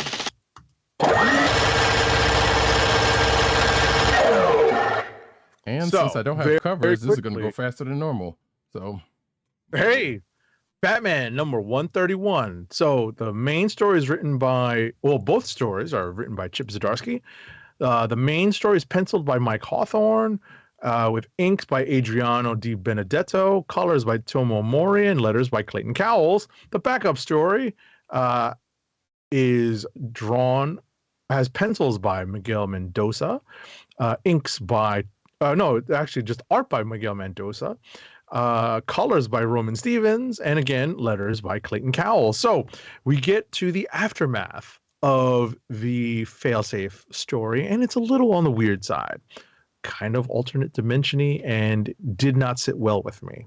So I will leave it at that. Next up is Star Trek number 3 from IDW, which we were just talking about with PCN_Dirt. It's written by Colin Kelly and Jackson Lansing, with art by Ramon Rosales and Joe Eisma, colors by Lee Luffridge, and letters by Clayton Cowles, out on his own, freelancing, and not with VC, obviously. So, as we were talking about, this is the Benjamin Sisko-led title. I'm glad that Dirt is reading this because it is a good book. I enjoyed this book this week. It is a candidate for Click of the Week for me. What about you? Oh, same. This is a strong candidate for Click of the Week for this one. And I say that, like I said to him earlier, as a DS9 fan, specifically, but also some of the other stuff that they kind of chose to kind of bring up from the annals of Star Trek. It was some pretty good pulls. One, unfortunately, is one that one character will never get away from, but nevertheless, it was right. It was a great read. Right. No, it was. I enjoyed reading it. Alrighty, next up is Avengers number 64. It's written by Jason Aaron with art by Javier Garrón, colors by David Curiel, and letters by VC's Corey Petit. It's another chapter in the battle between the Avengers and the multiversal Masters of Evil, that is. But we do have a little bit of story development here because we find out that the multiversal Doom has been working behind the scenes and he's making moves. So we will see how that goes. And unbeknownst to me, I did not realize this Avengers Assemble story was going to stretch into April. So we have a few more months of this. You know, I had assumed that it would be over like in the early part of 2023. I was wrong. We're going deep into the spring with Avengers Assemble. So we still have some time to see, you know, when that announcement's going to come over about who the new Avengers writer is going to be. Do you have anything to add? No, I didn't get a chance to read it. Okay. I was about to say, I'm trying not to spoil too much because I have not yet looked at Roddykat's list. Next up is Captain America Sentinel of Liberty number 8. It's written by Jackson Lansing with Colin Kelly, that is. Art by Carmen Carnero, colors by Nolan Woodard, and letters by VC's Joe Caramagna. I'm going to tell you right now, this is not going to be my click of the week. I had a few issues with this issue. No pun intended. First and foremost is that, I kind of don't like, there was one notation here, and I understood, the character that was saying it was black, but he described Steve Rogers as the white Captain America. And I kind of stopped in place and was shocked right out of this, my suspension of disbelief and, like my engagement with the story just stopped. Right. And I see, for anyone watching the video, Roddykat is nodding and chuckling at this. Right. Oh, and I just can't, I was reading this. I just stopped. I mean, I get why that is for you. I get that why this is because he is to you. He is Captain America, and Sam Wilson's just he's good. The other Captain America, basically, or the Falcon in Captain America dress, basically, to you. But at the same time, I'm thinking about where this kid's coming from, and he exactly. That's the point. Right. It's about who's saying right. And I get that's why it's a thing. But I'm also why it's important. Right. But I'm also chuckling because of that he said that. That was the reason why. Exactly. So, and then the second thing involves Emma Frost, right? And a bit of a crossover that I think someone wrote an article on it, and I saw it in my social media feed, and I was like, yeah, this is kind of silly, right? And at the end of the day, I understand why they pulled Emma Frost into the story, but it just didn't seem like a very Cap move. But you know what? Times are changing. Well. So on that real quick. So I'm kind of curious about that also because we also know she's going to be in Iron Man coming up soon. So I'm curious as to why Emma is getting so much play lately. But also remember, it was like the only reason why I let that part go was because it was like, okay, yeah, they did have that conversation at the gala. Exactly, and that's how most people are. But it was kind of right. But I was like, yeah. But I'm still kind of with you on that because I was like, okay, this is a weird reason for her to come on, even though I get it given the premise of what's going on. I'm like, okay, that's still kind of low. Right. That's kind of because if there's one team, right? If there's one group of mutants that has multiple powerful telepaths, and you pick one of them that's not Emma Frost, there is that also, right? So. But they do things for the story. They're gonna create tension, romantic, sexual, or otherwise. You know what I mean? Give Steve a safe word. So at the end of the day, or at least a code word. I think that's what it is. It's a code. It's more of a code word, like, "Hey, I'm calling you, and this is what I'm going to use, or this is what I'm telling you to use." That's how it came off, right? So I'm just like, oh. But also, I just kind of groaned from that conversation that they had, right. So, but in any event, this is not my click of the week, folks. Fantastic Four number 3 is next. It's written by Ryan North with art by Iban Coelho, colors by Jesus Abertov, and letters by VC's Joe Caramagna. This was a fun issue. You know, this is the 3rd issue of this opening Fantastic Four arc. It focuses on Jonathan Storm, aka the Human Torch. We find out he may not be going by those identities right now for certain reasons. The best part of this issue, was the end when they said, guess what? We're going to tell you what happened in the time jump in the next issue. Yes. Not like Zeb Wells. Right. Now, granted, they teased it in issue 2, but still, they were like, nope, this is it. We're going to actually get. So I still have a little bit of trepidation about it, dude, because like sometimes they'll be like, yeah, we're going to actually do this, but then like, nah, we're just going to still tease a little bit more. But I think they're actually going to. Because it's the 4th issue of the Fantastic Four book. Right. But the other side of that was like, I love how Johnny tries to have a secret identity, and it's the worst secret identity. But then again, it's Johnny because he's kind of a lunk, a himbo kind of, I guess. Yeah, I was gonna say, like, that's definitely one characterization of Johnny Storm that I'm not comfortable with, but I understand. Right. But that's what made this issue funny also. It was like, yeah, we knew, and all this other stuff that was around it, and the person he was up against, that was like, huh, interesting. I was kind of wondering who they're going to put him up against, given his power set, but that could have been just about anybody. So, right, and I like the twist on it. Right, I like the twist on it. So, next up is Scarlet Witch number 1. Did you have a chance to read this? I did. It's written by Steve Orlando with art by Sarah Pichelli, inks by Elisabetta D'Amico, colors by Matthew Wilson, and letters by VC's Corey Petit. I enjoyed this issue. It is a very slow play on a setup, right? There's no immediate setup of a conflict. There's no big bad setup right away. It's more about setting up what Wanda's new status quo potentially could be, what her new goals and her, what her new kind of aims are, her life goals, what she's looking to get out of superheroing right now. And I enjoyed that. Yeah. So that's my take on this. So I did too, and this is actually the second solo Scarlet Witch book, which I'm glad about. And the other one was pretty good. I can't remember who the writer was.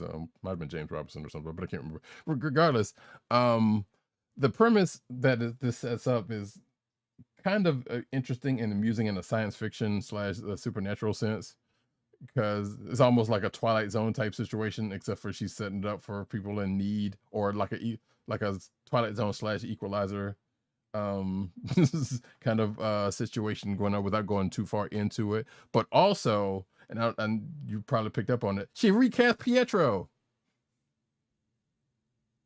I'm sorry, she recast Pietro. Oh yeah. And also Darcy's in the book. Yes. And, so I was like, wait, has this been established that this is that Darcy? Because they never did give her last name. I think so. Yeah. Or at least the version of that Darcy. Right. Like it's you. If you look at that character, you're gonna pretty much go ahead and say it's that character, but it's not. It doesn't go as far as Kat Dennings in the MCU, but you can still tell. But also, like I said, the and I don't know if that was an art choice or not, but the Quicksilver that shows up in this issue looks very familiar from an MCU version of the same character. Exactly. All right, next up is Shang-Chi, Master of the Ten Rings, Annual number 1.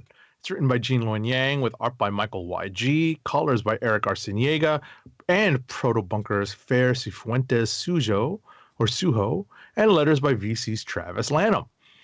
So this is the finale of 25 issues worth of storytelling from Jean Luen Yang. So I kind of understand why they decided to wrap it like this, because it does wrap up several loose ends, but keeps things open for future stories to be told with Shang-Chi and the Five Weapons Society and all these other characters.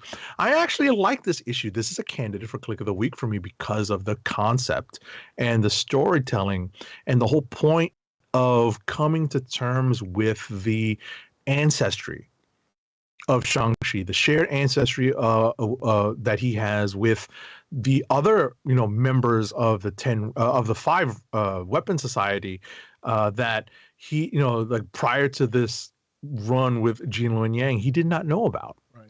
So I really liked how they treated the familial ties and how they put not a bow on it, but kind of settled how everyone should treat that particular aspect of his origin. Right, and speaking of familiar stuff, we definitely get to see a different side of a let's say a major figure in his life out of this. I'm still thinking they could have just kind of just folded this into like 2 issues of the volume proper, but I also see why they just went ahead with the note. We're just gonna type everything right here and there. So I kind of get that, but like they still could have done it with another issue or 2 of the book. I was about to say, I wonder if it's not because one, it probably read better as like a giant issue, possible, or two, maybe they just wanted to have that 25th issue for like an omnibus. That just to make it like a nice, neat collection. I didn't think about that. That's also possibly true. But I kind of wonder. So we don't know this. I was gonna say that's something else that's changed. Hold that thought. That's something else that's changed in the 10 years of us doing the 10 plus years of us doing this show and 500 episodes. Is that now we think about trade. Like it was always something that was in the back of our mind. We'd always talked about it in like the comic book shops, like trade collecting and trade publishing. And now we actively think, well, 10 issues is enough for like a nice trade. 25 is like a nice, big trade or an omnibus style thing. So, hey, why not? Right. Go ahead. I actually forgot what I was about to say. So don't. I'm sorry. That's right. Go ahead. Maybe I'll think about it, but keep going. Right. Was it about Shang-Chi specifically? It was, but I don't remember what it was about, so don't worry about it. Oh, sorry about that, folks. Next up is Spider-Man number 4. It's written by Dan Slott with pencils by Mark Bagley, inks by John Dell, and colors by Edgar Delgado, and letters by VC's Clayton Cowles. So yeah, this issue did not go the way I thought it would. All hope seems lost, and the spiders are, starting to like see things go the wrong way, while Shathra, the spider wasp, is kind of gaining the upper hand. And when all hope seems lost, the one true original comes back, but it's not who you think. Did you happen to read this? I did, and yes, I agree with you on that. And I was like, okay, I see they were setting things up, and I was like, yeah, this looks bleak, and it's all Empire Strikes Back and whatnot, but they still kept teasing. I was like, oh wait, no, this person's got something that they're holding in their pocket, and then they kept talking about the secret weapon and this and other. So I was like, okay, just go ahead and get to it. And yeah, like you said, it wasn't who you thought it was, but it is. And I'm sitting here like, okay, I was wondering why this character was brought in the way they were during the Edge of Spider-Verse, because I think because this is, I hate to say it's Slott's playbook, but I feel like Slott has done a similar thing before, and then this character ends up being something, or maybe not. He could, he has thrown us a curveball before, so that could also change. But the fact that it's like, okay, well, here's what's going on, and then here's this other character that's that, which also, weirdly enough, he does and does not play into Gold Goblin, but I'll get into that in a second. So, because there's some weird things going on here. But and my last book is X-Men Red. Inks by Lam Medina, Scott Hanna, and Wayne Foucher. Color artists Antonio Fabella and Andrew Crossley and D. Conniff. Oh, and Pete Panzitis, excuse me. And letters by VC's Joe Sabino. So this is that whole, hey, Norman Dawes was a hero. It's Dark Web still going on, and Peter's off doing something else, or kind of is he? Judging by what happens at the end of this book. So that, which I won't go into in just in case of Agent 70 decides to read this, but basically he has a run-in with a couple of people, and tries to talk to, well, excuse me, he runs into one person and actually tries to talk to them, which is found, I guess is growth for Norman / Green Goblin. But it was also in service of him trying to go after this other person who he's trying to go after for reasons of his past, let's just say. And also there's a birthday party in the midst of dark web and all this other stuff going on. So I'm sitting here like, okay, it must be nice to be rich. Right. So, and there's a funny little thing that happens during that said birthday party, which was kind of funny and or sad, I guess, depending on how you look at it. But that's that. I'm not sure this book is still worth anything, but that, you know, it's a book that's out there during this dark web. Dark web still don't ring all that great to either one of us. So there is that. The last book for me, Magic: The Gathering, number 22, which is written by Jed McKay and Rich Douek. Illustrations by Giorgio Spalletta and Alberto Locatelli, excuse me. Colors by Francesco Segala and Gloria Martinelli, and also Ariana Consani. And letters by Ed Dukeshire. So you got two different groups of Planewalkers looking for pretty much the same people, or in two different ways. Like one set is looking for the set for, they're all pretty much starting to come together for a reason, but they're looking for two separate people for in the same group because of things that they have something to do with. So they're pretty much taking a problem from two different sides. Unfortunately, they're seemingly coming into contact, or they're going to be coming into contact with a big bad in the Magic: The Gathering universe, whose name I will not speak because I guarantee you, if you are a Magic: The Gathering fan, you probably already know who that is by me just saying that much. That's being said, but yeah, so that's the thing that's kind of going on with this, and that is my books for the week's Clicks of the Week. Clicks of the Week. So we already told you the other two from Dirt and Tim. Wish we would have gotten one from Matt. Actually, we forgot to ask if he was even reading anything for this week, but we got right. He had to go. Yeah. So sorry about that, Matt. Do you candidates? Because I at least have a few candidates. I still have to come up with mine. Although I do have a strong sense of what I'm going to choose. I think, strong candidate. Star Trek number 3, like I said earlier. What was the other one? Magic was all right. Scarlet Witch. Oh, Scarlet Witch and Fantastic Four. Are candidates, but I think I'm actually going to go with, and it's probably no surprise the way I was glowing about it, Star Trek number 3. Yeah, that's one of mine, right? That's a strong candidate.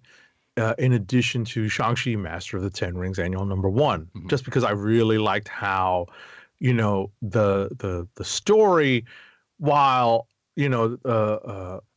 kind of predictable, wasn't.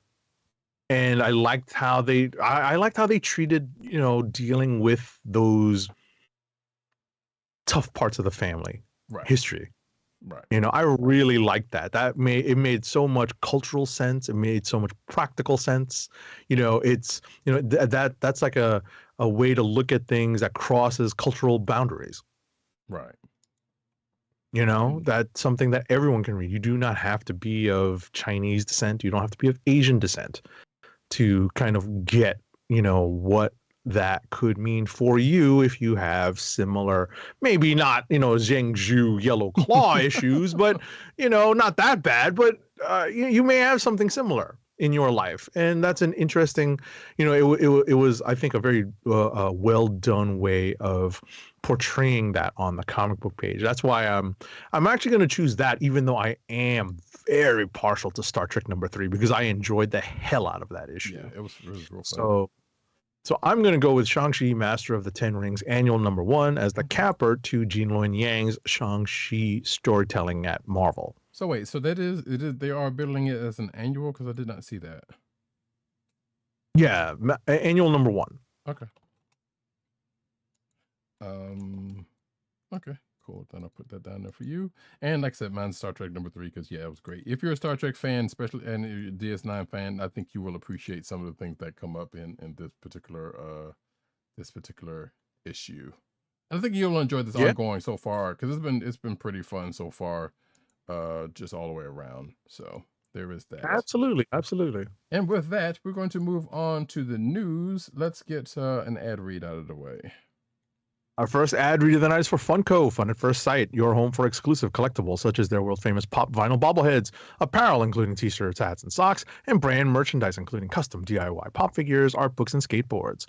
Now the listeners of the Comic Book Chronicles can enjoy 10% off your entire purchase when shopping at Funko. To place your first order with 10% off and to help keep our show free for you, go to our network website at cspn.us, that's cspn.us, then click on the Keep Our Podcast Free link at the top of the page. From there, scroll down to the Funko link and place your order. When you get to the checkout, put in the offer code SHOP10 for your 10% off discount. Funko through cspn.us. Do it today. And no, you are not listening to the Comic Book Chronicles on 1.5 speed.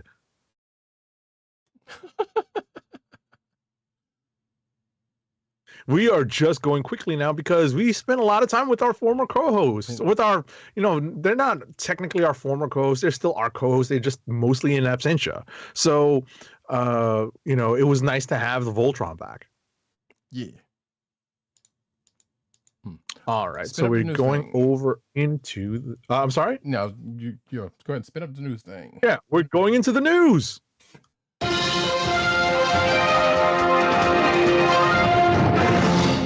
Cinematic news. We don't have a whole lot of news, and so this is going to go fairly briskly, though. I forgot to mention this last week, but Stanley documentary will arrive on Disney Plus in 2023. It says, it's let's see. This came out on his 100th birthday, which we talked about last week. What is the name of it? I'm not trying to see. But it's basically saying that Disney Plus has announced that there's an original documentary on Stan Lee, and it'll arrive in 2023. It doesn't look like much else is said in this article that I have. There was another article I had, but it's not showing up. So there you go. Next up. Marvel confirms Echo Agatha Coven of Chaos 2023 release window. So apparently Marvel UK and Ireland have since deleted the tweet listing both Echo and Agatha Coven of Chaos as part of the 2023 release slate. A new blog post from Disney Plus Japan confirmed that only 3 MCU shows, Secret Invasion, Loki Season 2, and Ironheart, are currently planned for release in 2023. So that kind of falls in line with some reports that said that Marvel Studios may be pushing some things out of 2023, but we will see what happens.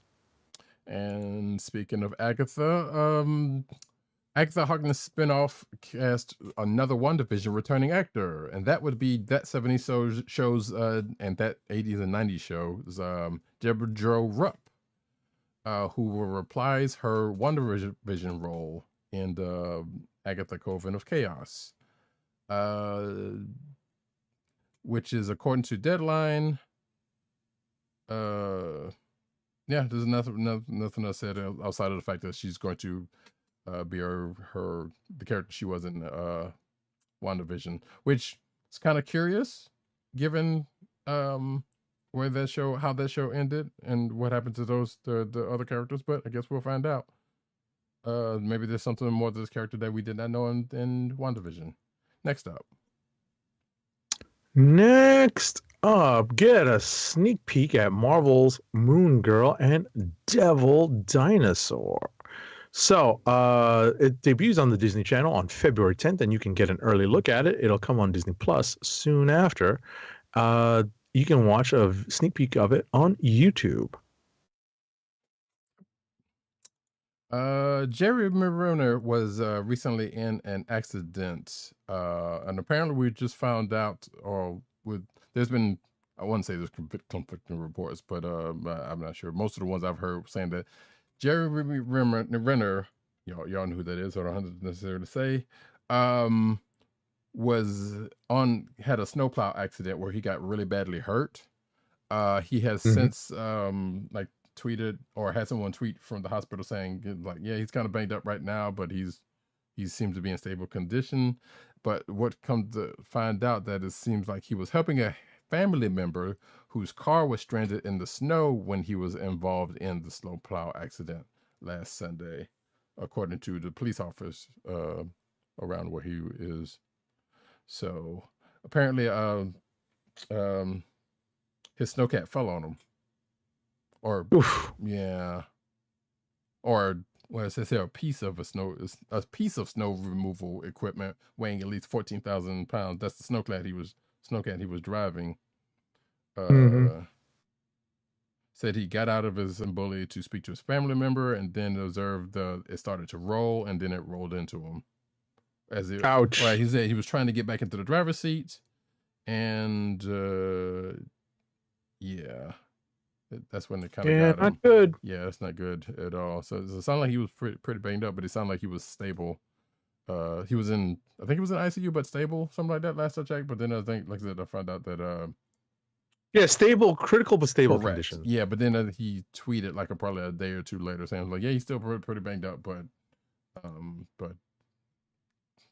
still around basically. Next up. Yeah, I did see that. All right. Warner Brothers Discovery removes over half, 250 episodes worth of Looney Tunes from HBO Max.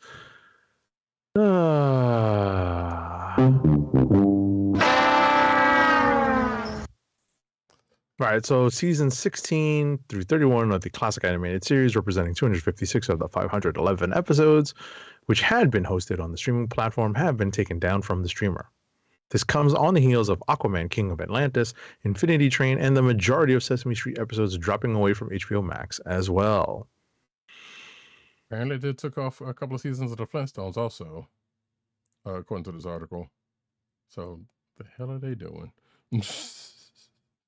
No idea. Yeah. The Flash's final season is bringing back 3 Arrowverse favorites, and those would be Wally West, played by Keenan Lonsdale, John Diggle, played by David Ramsey, and Ramsey Rosso, played by Sindhil Ramamurthy. That last one, I have no idea who that is, but says Diggle and Rosso are confirmed to appear in the 9th episode of the 9th season, and Eric Wallace, the showrunner, took time to make statements about the returning guest stars and the role they will play as the Flash draws to a close. I'm not going to go through all of that. So, next up, it's Anime Corner time.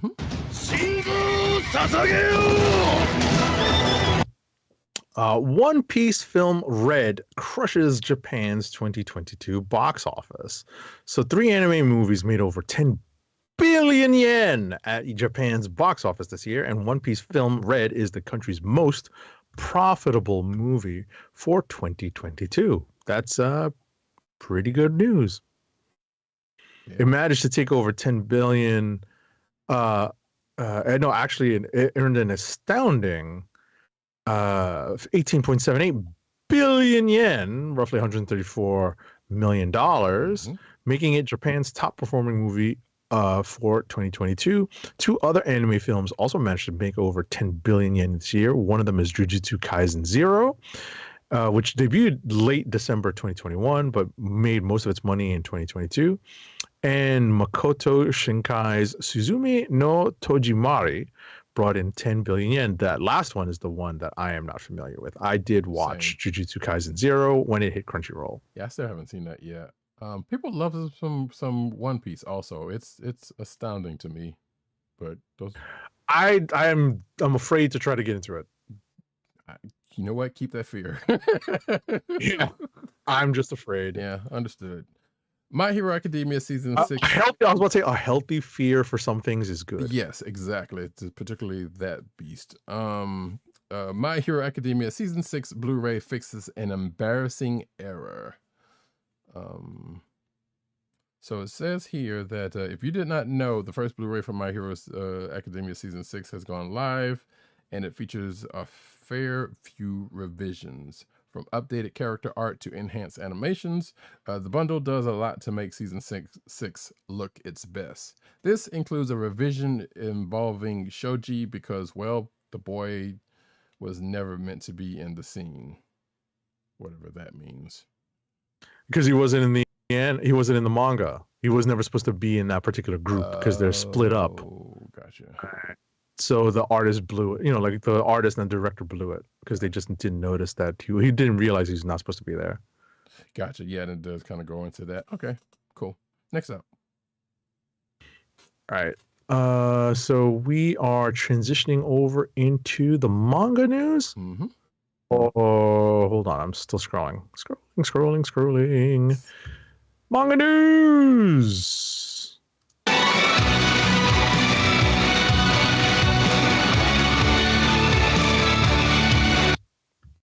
Chainsaw Man updates fans on its new Control Devil. So Chainsaw Man has offered fans an update on the new Control Devil with the newest chapter of the series. So this is manga stuff, folks. So if you, like me, have only ever interacted with Chainsaw Man via the anime, this has spoilers sprinkled heavily into the story, but that's essentially the gist of it. There is a new Control Devil. It's a concept foreign to the people who are just anime fans. So if you're looking to get into this, go check out the manga. My understanding is that it proved to be very popular when it was coming out just before the pandemic started and was like sold out in a lot of places because people like flocked to it as something to read during the height of the pandemic. Right, and in a few different cases is the reason why they get an anime adaptation. Because the manga's so popular. Specifically but specifically for that like kind of boost in sales. Right. Because people are home, and my understanding is that like at the oh goodness, what's that store's name? Not Book Off. That's another like kind of Japanese style store that sells. What's that? Right Stuff? No. It's the Japanese bookstore that sells manga. I know the name. It I think it starts with a K, but ultimately I'll get back to you on that. But yeah, so I remember reading stories about how Chainsaw Man was like selling out at that particular time. Right. Let's see. Dragon Ball Super addresses the difference between its two trunks. So it says here that Dragon Ball Super is entering a new phase following the conclusion of the Granola, the Survivor arc. Taking a break from world-ending battles to focus instead on Goten and Trunks as teenagers attempting to patrol the streets, their city streets as the newest superheroes. Oh Lord, Gohan, why? I know it was you, Gohan. Thanks to all the Z fighters not falling in battle against, you know what? I'm not going to spoil all of that because some of this is probably being spoiled for me also, but I won't remember. But basically, the article goes into the difference between future Trunks and I guess present day Trunks, and the current super artist went into details about the differences between the two Trunks and how future Trunks' life had made him a much different version than his younger self, who has, as this article says, not been nearly as traumatized in his younger years. And if you know the history of Trunks and Dragon Ball, you understand what that means. Next up, Kino Kuniya USA. Okay. So that's here in New York, there's a couple of them, right? Okay. So, actually in New York, there's only one. There's one in Jersey. There's I don't think there's one in your area of the country. They do have them in. No, there's one in. There's one in New York. There's one in Jersey. There's one in Chicago. There's two in Texas.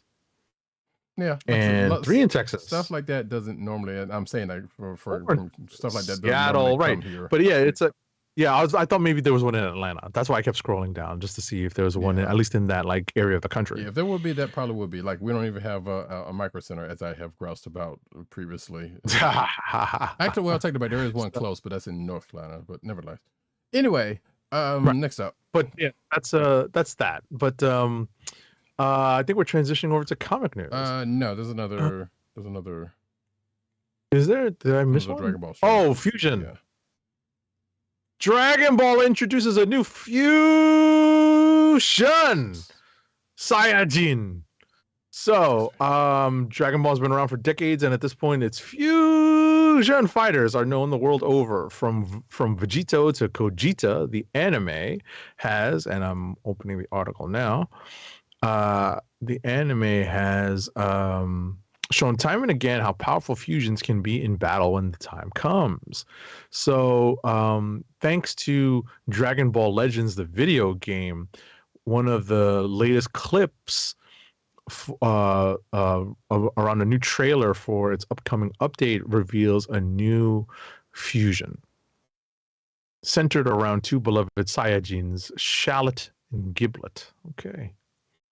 From Studio Giblet, no doubt. No, I'm just kidding. Now we're going over into the comic book news with. Oh, okay. I was about to say this is what I was getting ready to play.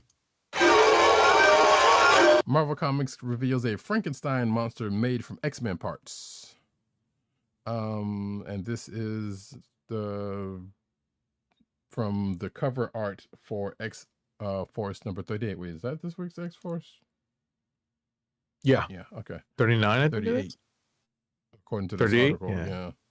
But anyway, Marvel Comics released the cover for art for X-Force 38, and it looks like they're getting super weird in the X-Men universe, as if that wasn't a thing. Oh no, this is the March 1st, 2023 one. I apologize. Okay. I just threw the article. But there was one this week, right? There was one this week. I just missed the number. Yeah. Okay, and I'm looking in the wrong place for that anyway. So either way, if you are looking at the video version, you can see the cover, where there is indeed a Frankenstein-esque monster on a table made with some notable X-Men's parts, which I guess it makes sense because, with as many times as they died, I'm pretty sure there's been people. Matter of fact, it has been a thing before in X-Force because of what happened to Domino. But either way, and then there's a plot summary for 38 that says it's all been leading up to this. Xeno's showdown with X-Force and the terrible truth of their horror show experiments. Who or what is the Omni-Mutant? Dun, dun, dun. And Agent 70 said, yeah, it's coming out March 1st, 2023. Next up.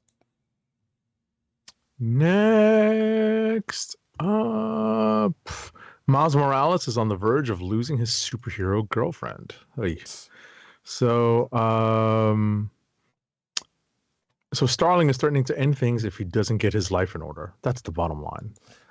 So this is a whole conversation that I probably will have by myself, I'm sure, about this, because and I feel like it's come up online recently about there are not many couples in the Marvel universe that, much less this DC, but sticking to Marvel, there's the only couple that is actually still around that has never had, they've had problems, but never, broken up or anything, is Sue and Reed, basically. Mm-hmm.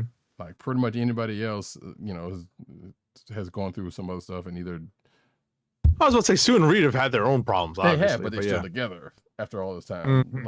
Right. To T'Challa and Storm, notably for me, some would say Storm and Forge, because there's that. Well, wait, Rogue and Gambit are still together, I guess. Gambit. So but they're still newer. I mean, they've been doing it for long, but they just got married. So within the last few years.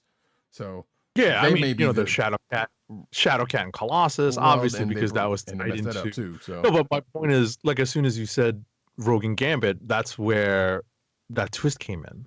Right. The wedding twist. Right. So that made me remember that. Right. So, but like I said, that's a whole nother conversation for a whole nother time. Anywho's, and he's young. Miles is young. He got time. Anyway, Han Solo and Chewbacca discover the Empire's dirtiest secret, which I just thought about something. We'll talk about at the end of the news section, briefly. But this is for Star Wars and Han Solo, Chewbacca number 8. And let's see, basically something with Tarkin, Grand Moff Tarkin, get him in his whatever's, and some alien named Phaedra, as they try to get back to the Millennium Falcon. Oh, they try to get the Millennium Falcon back from Greedo. and has something to do with sanitation. So I don't know if they end up going back into the garbage chute again or something, but nevertheless, there you go. Next up, Marvel Snap's first season of 2023 takes you to the Savage Land. Okay. So, right after the Power Cosmic, Marvel Snap is setting out to explore new territory, and you, as a player, step into the Savage Land. Okay. Yep, that's the new battle pass that just started. Zabu is the card that you get, and there's already a Khazar card, so, and that's supposed to be pretty good. I hadn't been on there in a couple of days. Wizards of the Coast reportedly cancels 5 video game projects. According to this article, it says Bloomberg specifically cites independent studios Other Side Entertainment and Hidden Path Entertainment as being impacted by cancellations. Hidden Path was working on Dungeons & Dragons video game with postings made for the game as late as September 22, while Other Side Entertainment was also reportedly working on the Dungeons & Dragons game.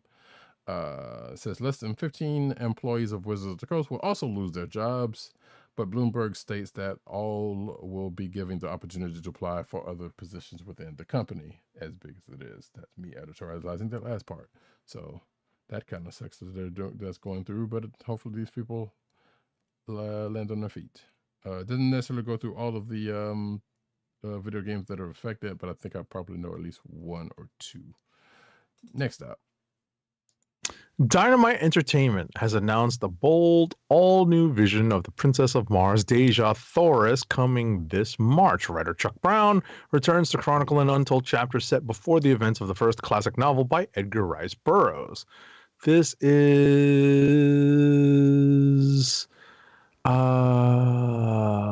set for, it's solicited in January 2023. Preview slated for release in March 2023. So look at it. See if you can't add it to a pull list, so you can order it on through previews. If you're watching the video version, you can see the covers that they're showing up. Obviously, well, probably not for kids, let's say.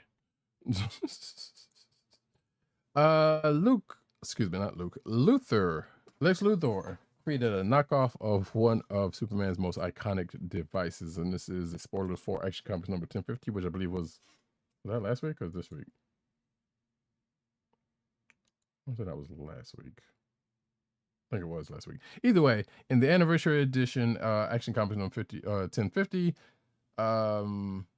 Superman's secret identity as Clark Kent is restored, as is his son's identity, secret identity. While discussing this massive change with his wife, Lois Lane, Clark begins to hear a sound that prevents him from hearing anything else, quickly realizing that it's a signal calling for him, which, if you know where this is going, folks, you know what it is. Basically, Jimmy Olsen's signal watch. Apparently, Lex Luthor created one of his own for similar purposes for some reason. Next up. So this still has not happened, right? Because of governmental dysfunction. Yes, there you go. That's the nice kindest way to put it. That is a very nice way to put it. Right. So when California Congressman Robert Garcia swears into the new Congress, eventually he'll do so on a copy of the Constitution. But Superman #1, a copy from the Library of Congress, is going to be included in a pile that are going to be underneath the Constitution. Basically, these are items that have personal meaning to him. So when he's finally sworn in, he'll be doing so on a copy of the U.S. Constitution. But he's going to have 3 items underneath the Constitution that have personal meaning to him, including a copy of 1939's Superman #1.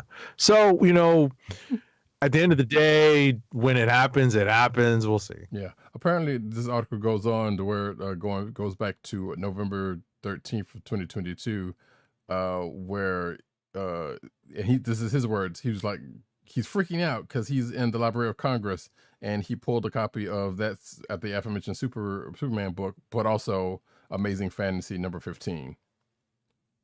So I would love to go to the Library of Congress. Because he was like, because he says in this tweet, I can pull any comic book from what is the largest public comic collection in the country and read them here. Let's go. That's awesome. I know, right? I guess this is a kind of a youngish fellow. I was about to say I need to hit up my former classmate who's a member of the House of Representatives. Oh. Someone connected to myself and Matt Wang 97. Nice. Be like, hey, can I go into the Library of Congress with you? Can I peruse the stacks real quick, please? Yeah. And last but not least here, folks, our last news item of the night. Roddykat has the honor of this one. The Joker shocks fans by becoming pregnant. I believe, so we were talking about this earlier in the show, I think before the show, actually, with Tim,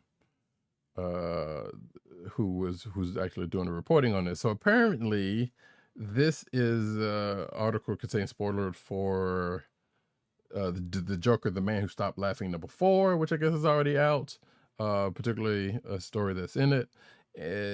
So before you get too crazy in it, it says that there's a backup story that finds the Joker in this game attempting to steal all the water in Gotham River, because that's a very Joker plot. But he runs into Zatanna, and she does a spell, and if you think about the title that I just gave you, it kind of goes into that. So Joker not really pregnant, and it's all, part of the story, which I guess you could read yourself if you are so inclined. Weird. But comics are weird. So that being that, and that being the end of the news. However, before we get into the last ad read real quick, because there was something we forgot to mention prior to the show, but we also had other people on the show. Agent of 70 and I both watched, are caught up on The Bad Batch, which the season 2 just started this past Wednesday. Yesterday. Yes. Right, or 2 days ago now. Correct. And we're not going to spoil it because it just came out Wednesday. But some real quick impressions on the season 2 opener. Now, for me, I'm just going to go ahead and say it real. I binged all of season 1 the previous night, last night, till Wednesday night. Actually, no, excuse me, Tuesday night going into Wednesday. So it took me like 6 hours. No, I'm sorry, it was Wednesday night. Regardless, I binged season 1 and enjoyed it, and then I watched the first 2 episodes of season 2 Thursday, before, like a few hours before the show. And I don't know. I still like The Bad Batch. There's at least one character that I'm kind of liking more, and I'm glad they didn't go the way of making this character insufferable as they have done young characters in the past couple of shows, or at least starting out. One of them is still kind of insufferable, but has grown just a little bit. Talking about you as a Bridger. But overall, Bad Batch still in the Filoniverse, still some pretty good stories. And there was a couple of things in season 1. I was like, okay, I was wondering if they were gonna mention some stuff here and there that was, that came in at the end of season 7, or it came in the midst of season 7 of the Clone Wars, going into it. But then again, some of that was also kind of a back channel way to premiere The Bad Batch anyway. So, but yeah, good stuff. There was nothing in particular I'd rather get into, but they're just kind of doing their stuff. And I was thinking season 1 was going to end a different way than it did, and I was kind of surprised that a thing didn't happen. Yeah, this is all very fresh in Roddykat's mind because he just binged the first season. Yeah, it took me a while to remember like what happened in the first season when I was watching these 2 episodes. I was watching. I realized that because there were 2 episodes to watch, I was not going to be able to get through them like I would on a regular release morning, like eating breakfast, or something, or making coffee and eating breakfast and just like pulling it up on like a tablet or something, or a laptop. But I watched it, and I understood why they had to do what they were doing. I wasn't necessarily a fan of some of the character developments, but I understand why. I know there was at least one that was like, how'd you unite? Why are you ignoring this? This is coming out. This is me watching, season 1 stuff. Like, why are you ignoring this one glaring thing that's been going on, that has been, that should have been the priority, basically, for these set of clones. So Right. But otherwise, like I said, good. So we're getting singular episodes starting next Wednesday. So we will be back on track to at least talking about them up front in the show next week. Right. And ultimately, we won't be spoiling them because they will only have been out for a day when we talk about it. So, we'll do very broad stroke impressions, discussions about it. But otherwise, like I said, liking it. Still liking it. And with that, can we get one last ad read? It's late. We're tired. Our last ad read of the night is for Amazon. Keep our podcast free by shopping at Amazon. Visit CSPN. Click the Keep Our Podcast Free link at the top of the page. From there, scroll down and click on the Amazon link to shop. Purchase items from Amazon as you normally would, whether it's books, music, electronics, jewelry, apparel, or Marvel Legends. For every purchase made on Amazon through our link, Amazon sends the CSPN a payment that helps us keep the Comic Book Chronicles podcast free for our listeners at no extra cost to you. Amazon.com through CSPN.us. Do it today. You're muted. You're muted. Sorry. I was about to say, shout out to Rhea Perlman and shout out to D. Bradley Baker, because D. Bradley Baker has been putting in a whole lot of work on that show as well. The other thing I was going to mention. Oh, he has to do a lot of voices. Exactly. Like he does. It's similar voice, but he has to put nuance so it can be distinctly somebody else. Right. And also, shout out to Michelle Ang for the voice of Omega. It was also kind of cute, which I didn't realize how old she was, but that's not saying anything one way or another, because it's pretty good. But yeah, shout out to Rhea Perlman, shout out to Wanda Sykes also, who apparently who guest starred on one of the last episodes. So and with that, folks, that ends the show. It's been a particularly lengthy one at the beginning, but hopefully you enjoyed that talk. Right, because we were reminiscing, like shout out to Pete Rock and CL Smooth and Mary J. Blige. We were reminiscing about the last 500 episodes and 10 years plus of doing the show. And we had a lot, like we it turns out we had a lot more to reminisce and talk about, like how things have changed over the course of these 500 episodes than we thought. Yeah. Because we went into like different aspects of all the things that we talk about on the show. Yeah.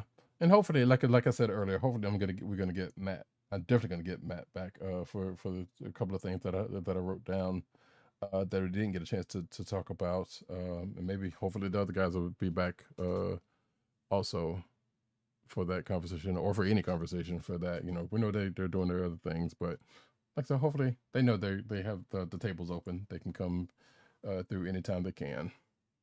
So, and with that, you can find this here podcast on the Coast Lizard Podcast Network. I'm doing things a little bit different. This is going to be funny. It's Coast Lizard Podcast Network. That's ESPN.us. Do it today. You can also find us on your podcast browser place of choice, whether it be Google Play, Apple iTunes, aka Apple Podcasts, Spotify, or the Coast Lizard Podcast Network SoundCloud page. You can also find us recording every Thursday night, 9:30-ish p.m. Eastern Standard Time at twitch.tv/Comic Book Chronicles and youtube.com/TheClickNation. Make sure to hit like and subscribe, and give us you hit the subscribe button. Yeah, smash and that. the good review. Yeah, smash that like button. If you want to look at find us individually, I have been Roddykat. You can find me at Roddykat on Twitter. You can find me at News Need Twitter on Twitter. You can find me at CBCaps on Instagram.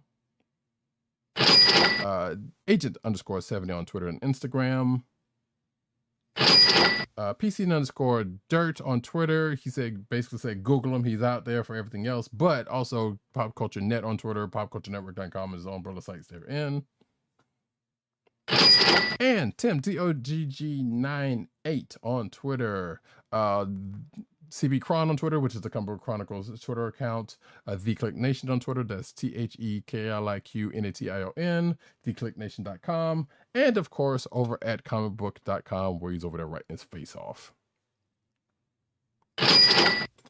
And with that, folks, we will see you same bat time, same bat channel next week.